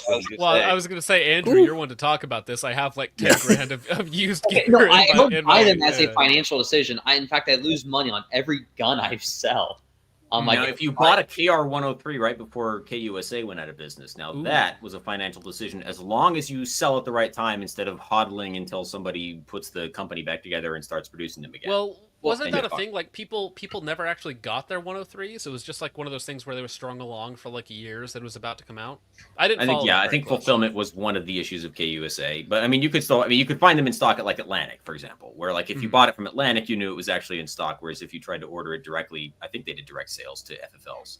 Dude, yeah, I don't want to talk about the other imports. People are asking for arsenals and barrels, and it's like if you're spending, somewhere between $1,000 and $3,000 for an import AK, and ammo is incredibly expensive, and like even M26 says, like you're still whatever you spend on the AK, it doesn't matter. You're still shooting 7.60 by 39.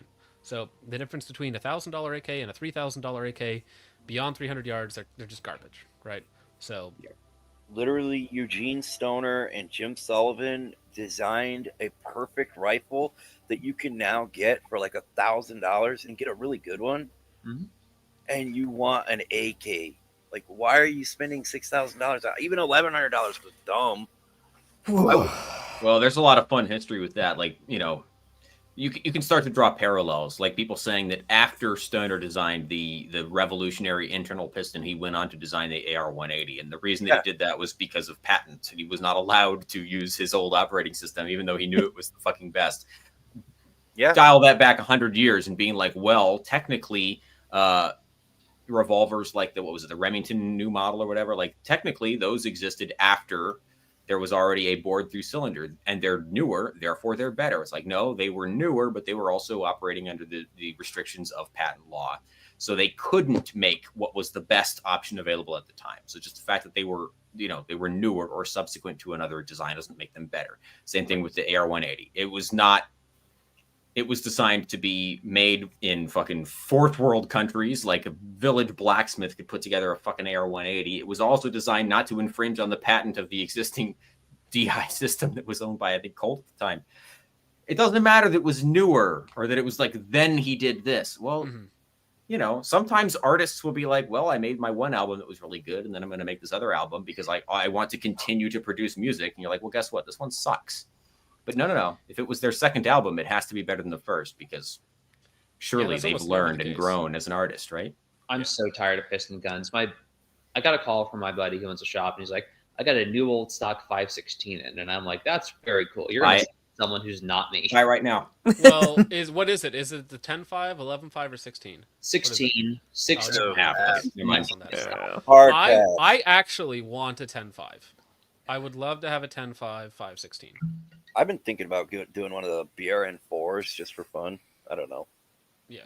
The BRN4 is not what's terrible. fucking fun about that? It's an okay. It's better than the HK. It's the BRN4 is a okay rifle. Being better than the HK 416 is not a hard bar to clear. Well, such damning praise. Wonder, what barrel are you getting? I don't know, like. It's a fact. If you get the Faxons with the chrome lining, then again, you're bumping the price up by. It's a lot to get the chrome lining, isn't it, on those Faxons?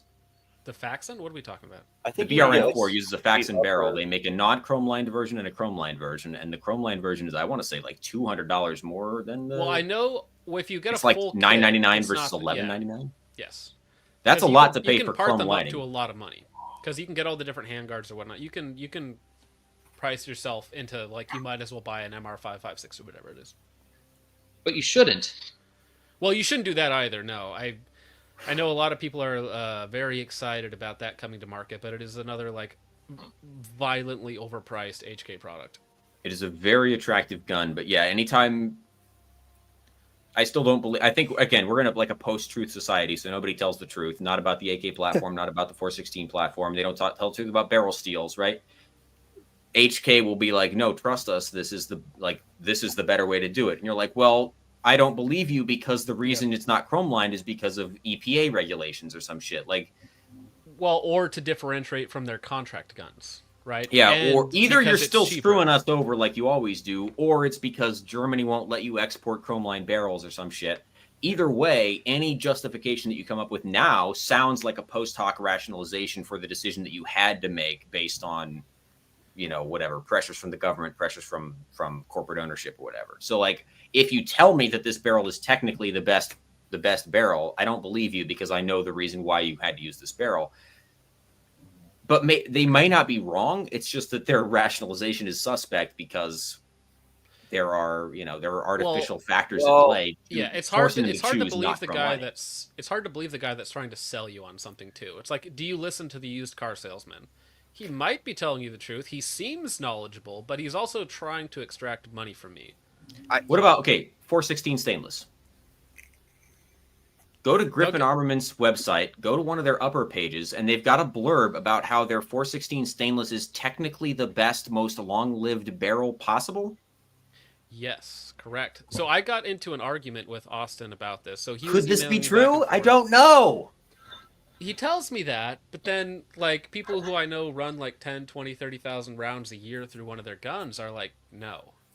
And so I'm like, do I trust the manufacturer or the people using them?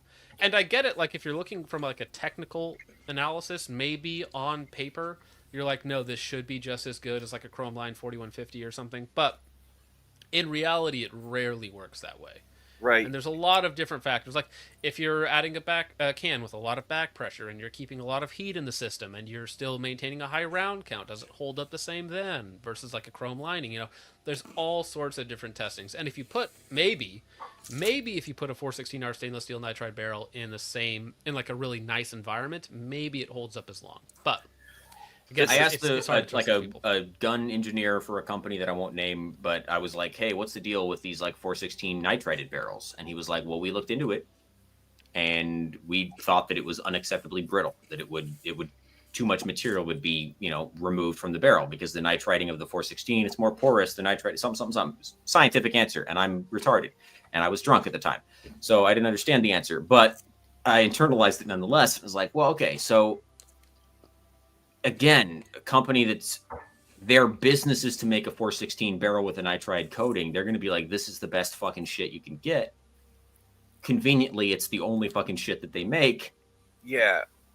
Again, post-truth. You can't know. It's impossible to know anymore. So I'm just sick of it. I would disagree with that it's impossible to know on this particular subject because they treat this like it's a proprietary alloy, but really, if somebody had enough money and we could cut that barrel, we could just send a little chunk of it off to be analyzed and know exactly what's in it and have a very, very robust understanding of the mechanical properties of that steel. I feel like you're asking. Is that like the companies that will not tell you what their gas port size is, even though you can just buy the barrel and then pin gauge it yourself and be like, well, okay, now I know the secret behind your fucking hole. That's funny because I do proprietary hole. Very similar. Yeah, that drives me nuts too. Is companies that a proprietary gas port? No, it's not, dude. I got a set of. It's a hole. It's a physical thing. It exists. It's like telling me the weight of the trigger is proprietary. It's like no, dude. Geisley does holes differently.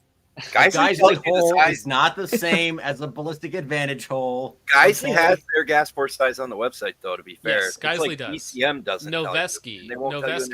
Most of them don't. Noveski is the one where they told my customer that it was proprietary. I'm just worried that all this talk about holes is going to incite Grantham to appear magically. Only if they're ovulating. If they're not ovulating, don't worry about it. You're safe. I can tell you though, we work with a lot of high chromium content alloys in the tooling industry, and I mean, you might have heard of something called D2 tool steel. It's a very, very hard but also very brittle material, and it is good for like really, really, really hard use. And based on what HK was a hatchet steel, that's not a barrel steel, surely. That's the thing is like they're using D2 in a lot of cutting tools, and it's not really a good steel for that because once it does go, good luck sharpening it ever again. Yeah. You're never going to sharpen it. I mean, you can if you have a machine shop, but if you don't, good luck. But like that's my theory of what's going to happen with the HK MR556 barrels. Is like they're not going to go gradually; they're just going to go, and then they're going to be done. And none of them are going to go. People who buy HK don't shoot. That's what I was going to say. I was going to say they're either not going to go because HK is just going to refuse to sell it to us, or it's not going to go because HK owners don't shoot their guns. They're too busy. Well, it reminds me of I think it was you who said that most gun owners don't shoot guns. That is true too. Don't shoot much. Yeah, you can ruin your entire experience with the firearms community by just like applying that general idea. It's like none of you own guns. The ones that don't own guns don't shoot guns. The ones that shoot guns don't actually shoot guns very much. Like, I mean, by the time you get down, you drill down to it, say like you do a review of an optic, you get 100,000 views. You know how many people that video is actually going to apply to? Like 5 people. 3 if people. That. Yeah, it's almost nobody. I bought a It's three people, and one of them is going to be you when you rewatch the video, and you're like, "Did I fuck this one up?" No, I guess the render's okay. Like that's it. Those are the three. It's you and two other people.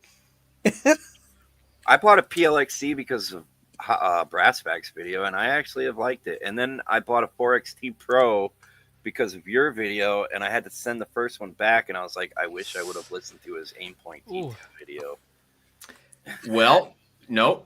Sorry, I'm going to have to disagree with you right there because there's a fucking hilarious saga of a guy in my Discord right now who bought an Aimpoint T2 and it was fucked up and it's been back multiple times and Aimpoint's like, looks fine to us. No. That is like, they spooged extra glue on the inside of the optic and it's completely fucked up and they're just like refusing to either fix it or notice it. That sucks. So, yeah, I don't know. This is, again, post-COVID, nothing works anymore. That's so. true. I mean, I'm still waiting for the glass on my Acros to completely just self-detonate. You probably got a good one. I don't know. I mean, I shoot a lot. So yeah, okay, you probably got a good one because it's like almost everybody's either like my Acro's perfect or my Acro, I got it home and I took it out of the box and it was full of water. Like I mean, there's like the two I've seen extremes of so many Acros. Acros fail at matches. It's insane. Once again, I have less faith in it than I did before I started seeing these results, but I keep using it and it keeps working. And I'm like, okay, am I really gonna throw this slide and optic away because I'm seeing some reports? That's my problem. It's like when they started releasing Glock slides that were direct for the 509T and the Acro footprint, I bought a couple of them and I've just been using those ever since, and I can't complain. People who have good luck with the Acro have good luck with it. And for everybody else, it's like horror story after horror story for, I think, the second most expensive pistol optic on the market. Well, actually, no. Now that the new Trijicon optics came out, it's actually bumped down to like the fourth or fifth most expensive. It's fundamentally not a great red dot. I mean, I think the EPS It's really not. is probably the best enclosed emitter red dot on the market. The issue is no one wants to put a full-size optic with a 507K cut on their Glock. Mm-hmm. It's still a red dot, though. Yeah. I have not found a need for an enclosed pistol optic yet. Like today I was shooting in the rain with an RMR, no problem. Like it's just never been an issue for me. I'm not saying it never will be. Well, but the weird thing is like I've gone back and forth on this because I'm like, well, if you're carrying it in like a quote unquote duty roll, then maybe you do want it enclosed. But then it's also, well, if you're carrying it in a duty roll, you also have a rifle.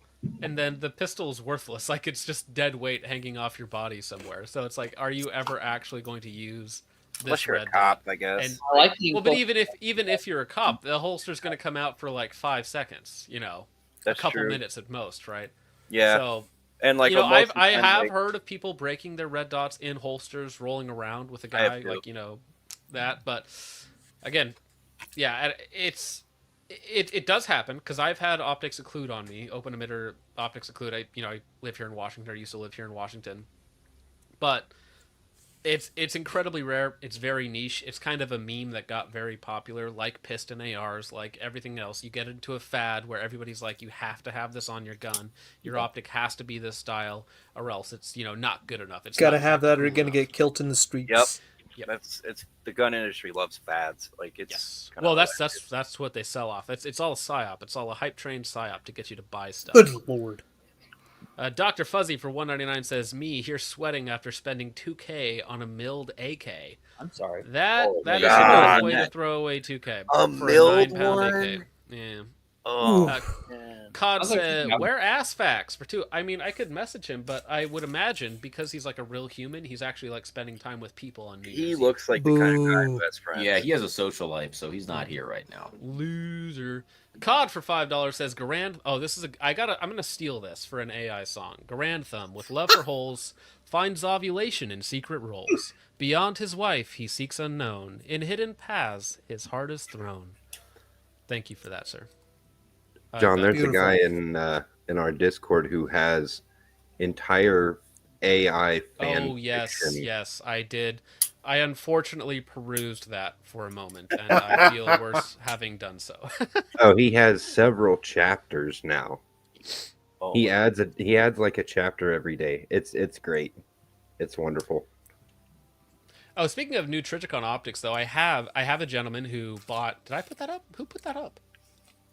I must have accidentally clicked on that. That was strange because like, there's nobody else in here who can do that.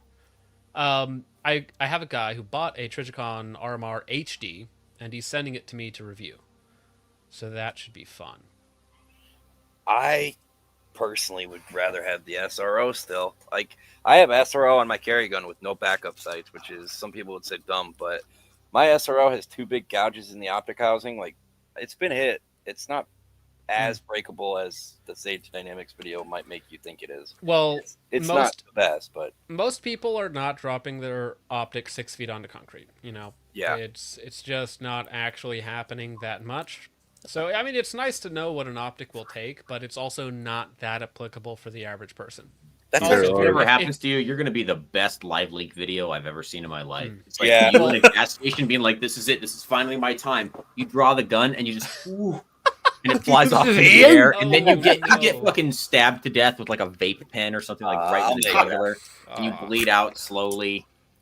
And then they're like, "Oh, it turns out his red dot was dead from when the gun hit the ground." It's like, like if you see like a Glock 19, the part that actually mattered is that the red dot died, not the fact that he completely flubbed his draw. That's what it would get me right there is the bad draw. Like, it'll be wintertime, and like, who practices their draw where they're wearing layers? Like, I mean, seriously, like maybe Hop, but I guess people here do. I was gonna say Hop wears layers in his house because he doesn't touch the heater.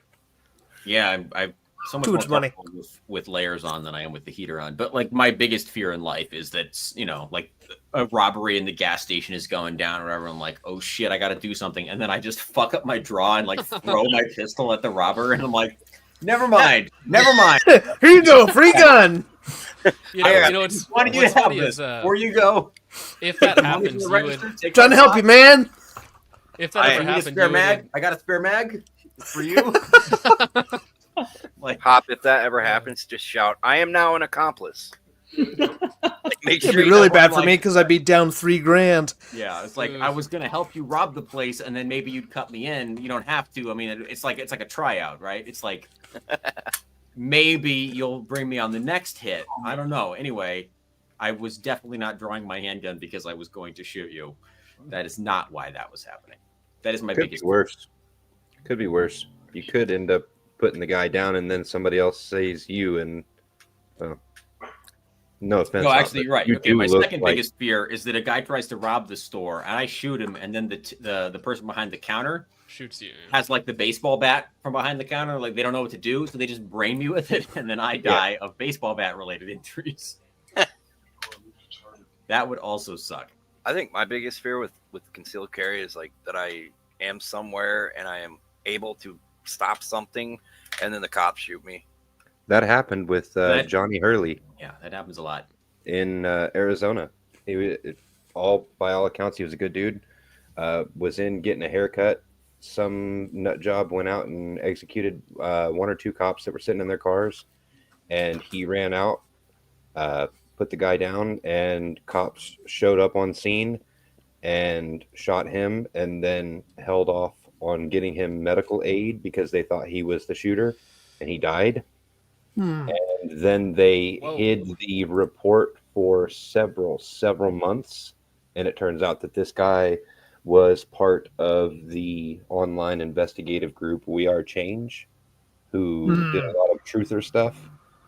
And yeah, it's always somebody who's like a week away from releasing a report on how everybody's a pedophile. You know what I mean? No. It wasn't that at all. What it ended up being was the police were hiding the body cam footage in the report of basically their delayed attempts to help Johnny, and one of the other journalists in this guy's group got a hold of the documents and the footage and basically forced the hand of the police, and I think they ended up paying out his family. I'd have to look into that one. I found out recently the cops where I live don't even wear body cams yet. Wow. Yeah, I know. In Michigan? Yeah. Yeah. Means anything you do to them is nice and legal. The state cops do, but not the local one. Yeah, budget cuts and whatnot. Yeah. Well, also, I think they just don't want the hassle. You know, Yeah, I always wonder, like, is there hard something to to plant this, drugs. like when they're taking a piss and everything? Like, at the end of the day, all that footage goes somewhere. So somewhere there's probably just like someone editing all that. You know? No, they turn it off. They Oh, turn it is off. it actually off? I thought it was always like on. Yeah, they there's turn it off. there's also data retention laws, which is one of the I think bigger like obstacles to a lot of people adopt, or a lot of like state agencies adopting surveillance, which is that they are then required to retain that footage for whatever 50 years, and you're like staring down the barrel of an extremely expensive cloud hosting service, or like spinning up a whole data center to hold all this stuff, and they're just like, shit. It's not just about buying cameras for all the cops. It's about, okay, then after every shift, they're going to have to dump the footage. We're going to have to back up the footage. We're going to have to retain the footage. We're going to have to make the footage available for FOIA. And they're just like, too much work. Well, Too you have much to hire cost, people too to much do work. all that No, sort of thank you. stuff. It is kind of crazy that there are people on YouTube who have no talent, and all they do is just submit freedom of information requests and then upload the video of some poor lunatic having a mental breakdown, and they get tons of views and they make lots of money off of it. And it's like, Man, if you You're want to just go describing down all of Focus Strip's streams. You're just going to call them out like that in front of everybody? Listen, if you want to go down the rabbit hole of being talentless online, there's a whole repository on my channel for that. But I have no, there are so many like different. It's called genres the of YouTube. live tab. Yeah. Dang. If you guys are talentless, what am I? Oh my gosh. You know, honestly, you're pretty well spoken. I should have you on more often. Thank you. Yeah, you're welcome. Just trying to be nice. That's my New Year's resolution. I mean, at least Focus Strips. I don't have to be nice for another 48 minutes, so we're good. Well, I'm already screwed then. 2 hours At least Focus Trip edits his video. I just like upload a second video for the other clip. You know what I mean? Right. Just cannot be bothered. Well, dude, there are so many genres on YouTube where it is just that. Like, it's an AI voiceover of like some interaction somewhere, and it's probably the script is probably written by ChatGTP, and these channels can pump out like 100 videos a day, and every now and again one of them is going to pop off and get you into the algorithm, and there's going to be some like 70-year-old boomer out there clicking on these videos and just watching them over and over and over again. So there are. Yeah, no, the AI stuff on YouTube, if you can find the stuff, which is kind of like, you know, it doesn't pop up in my algorithm. Mhm. It's mostly like autistic stuff. But yeah, if you find it, like my dad, who's like 75, he was watching a video the other day, and I was like, is this, like, Dad, this isn't real. Like, this is an AI video.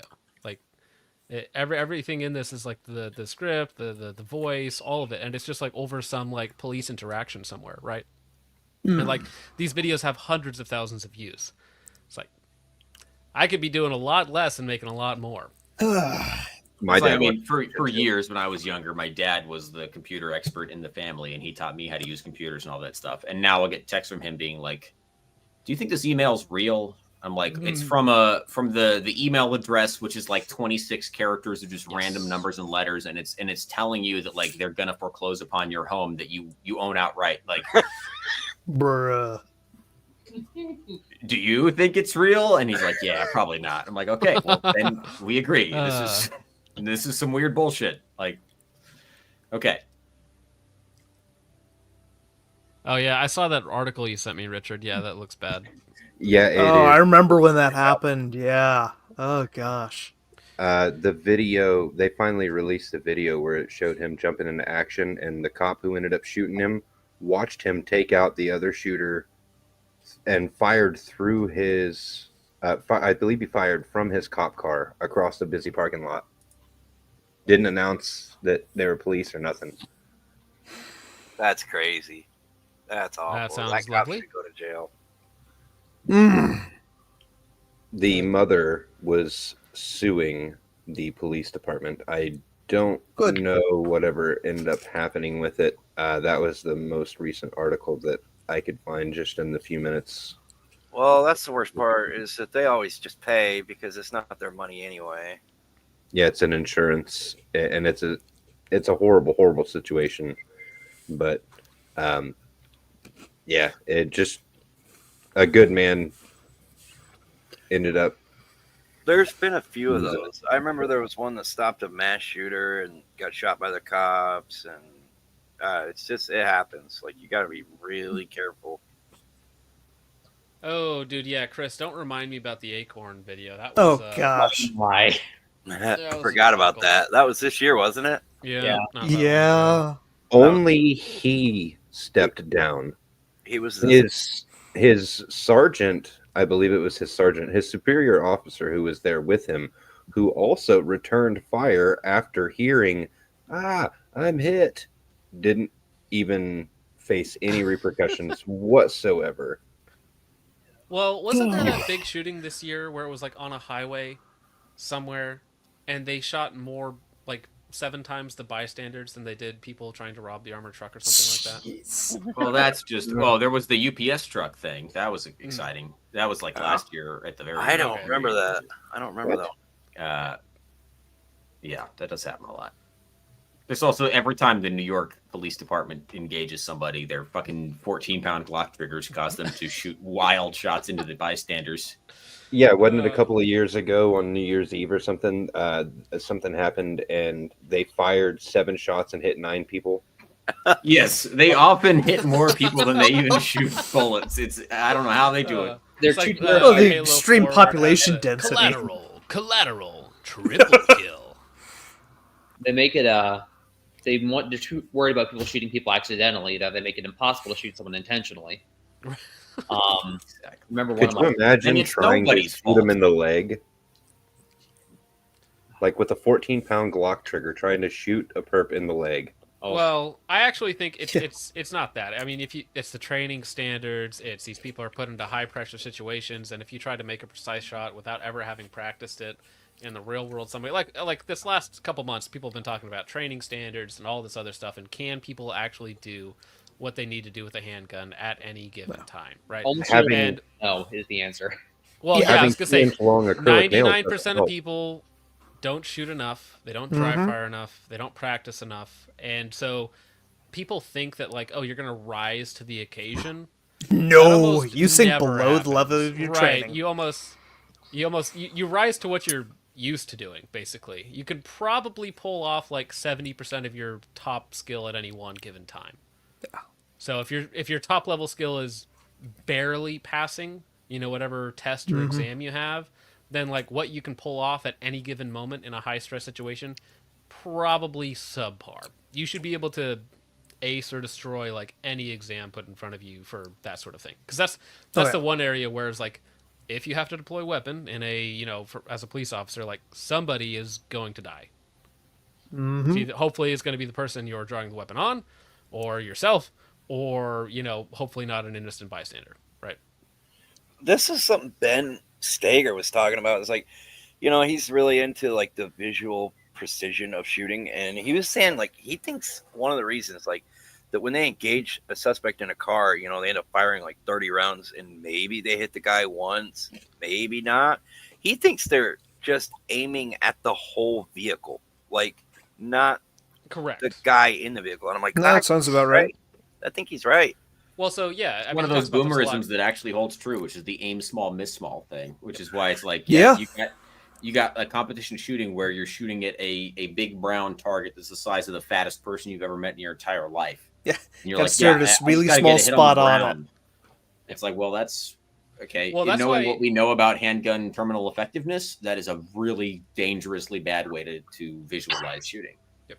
You have to pick a very small spot on the target and try to be precise with your vision. It's like driving. Like when I've done performance driving training and stuff like that, track days, lap days, that sort of thing.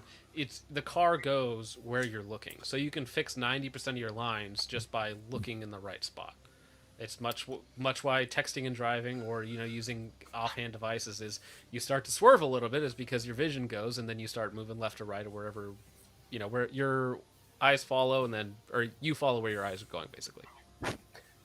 Can we review some footage to see what training might help, or to see what went wrong? What do we talk? What did you show me? Oh no. Could I show this on YouTube? I mean, it's on YouTube. No. Well, with YouTube, that doesn't mean goddamn shit, dude. I know it doesn't. Because I've seen people get dinged for showing stuff that's on YouTube. Well, so that and live streams. I bet to it just happened to you Richard, last week with that video. live streams are under a different rule because you can't show like violence or sometimes guns or whatnot. It's very finicky. Even if you're showing a video of a gun, sometimes YouTube will pull that video or that live stream. So. It's police body cam footage of a woman pulling a gun on 2 police officers, and then the 2 police officers attempting to respond. Attempting? It goes. Oh, is this what I think it is? Is it those 2 ladies at that apartment building or something like that? Nope. Oh, This it's is a one. man and a woman in Chicago. The man is driving. The woman is in the passenger seat. Hey, come here. Body camera has worse astigmatism than I do. Nothing good comes out of Chicago, except for pizza. Oh my goodness. I didn't see. Not a pizza; it's a casserole. It kind of is. Is somebody calling? Yeah, is that in the clip? Yeah. Oh my gosh. That's So what do we got? We got Smith distracting. & Wesson 2.0s, and they didn't jam on the first shot, which is No, something that's very no, common it to did. blocks when police-involved shootings happen. It did. Wait for the second body cam footage. Is Just it limp wristing? Is it a round that's been chambered way too many times? What's going on there? It's limp wristing and the 2-inch long acrylic nails. Did the lady just like walk away? Like, where'd she go? Yeah, no, the perp's gone. It ran right around the corner and is absolutely gone. Cops ran the opposite direction and the perp took off. And now they're calling out to pedestrians to say, hey, where did he go? And of course, the random dude on the corner is like, hey, they shot at me, bro. Well, actually, the cops probably shot at you, bro. You were in the wrong spot. One of them did. Then with their training. Let's see. Yeah. Well, Second. does anything Yeah, happen go to. later? Yeah, go to the just a little bit forward. Body cam 2, right there. Okay. Oh gosh. This is the real good one. Wait. Sorry. What am I seeing with her? Oh no. Is this a female police officer or a male? It is. This is a female police officer with big, long acrylic nails. Oh, my That's word. kind of what I was noticing. I was like, wait, I'm seeing something funny here. Mm-hmm. And there's the gun. No, look. Wow. Look at that. Jeez. And neither one of them are anywhere near ready for it. Well, And of she's only, course- what, 10 yards away, maybe? Uh-huh. And If that Chicago warfare style. out in the open. Uh-huh. When there's... Oh my And god. The shot up? Now, hold on. The male pops 2 shots. The female runs back behind him and shoots once, and the gun jams immediately. She ran back I'm trying to behind see him it. and shot past him. Let's go back a second. Yeah. Right? A little Gotta bit play more. this back at like 1/18th speed. There was Yeah, like it happened so fast. cop video the other day that came out on YouTube where like the lady ran back and shot him in the back of the leg or something on accident. Oh, the one in the trailer? The RV? The dude was under the bed?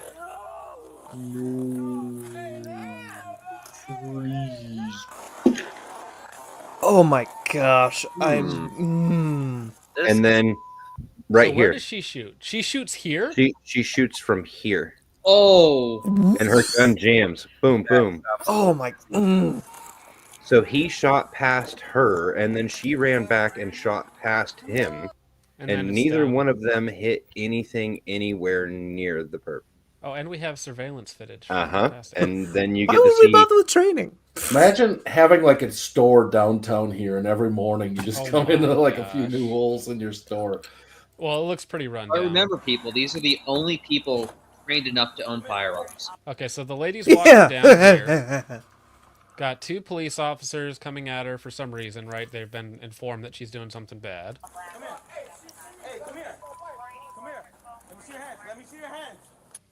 Turns back to shoot at them.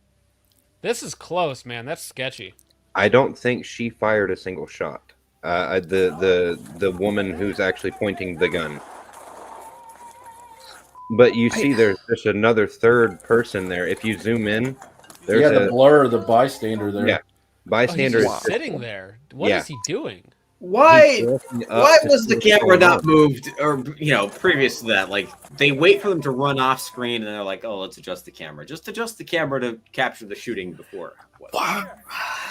It might be one of those. Production value. Who cares? The camera might actually be activated by the gunshot.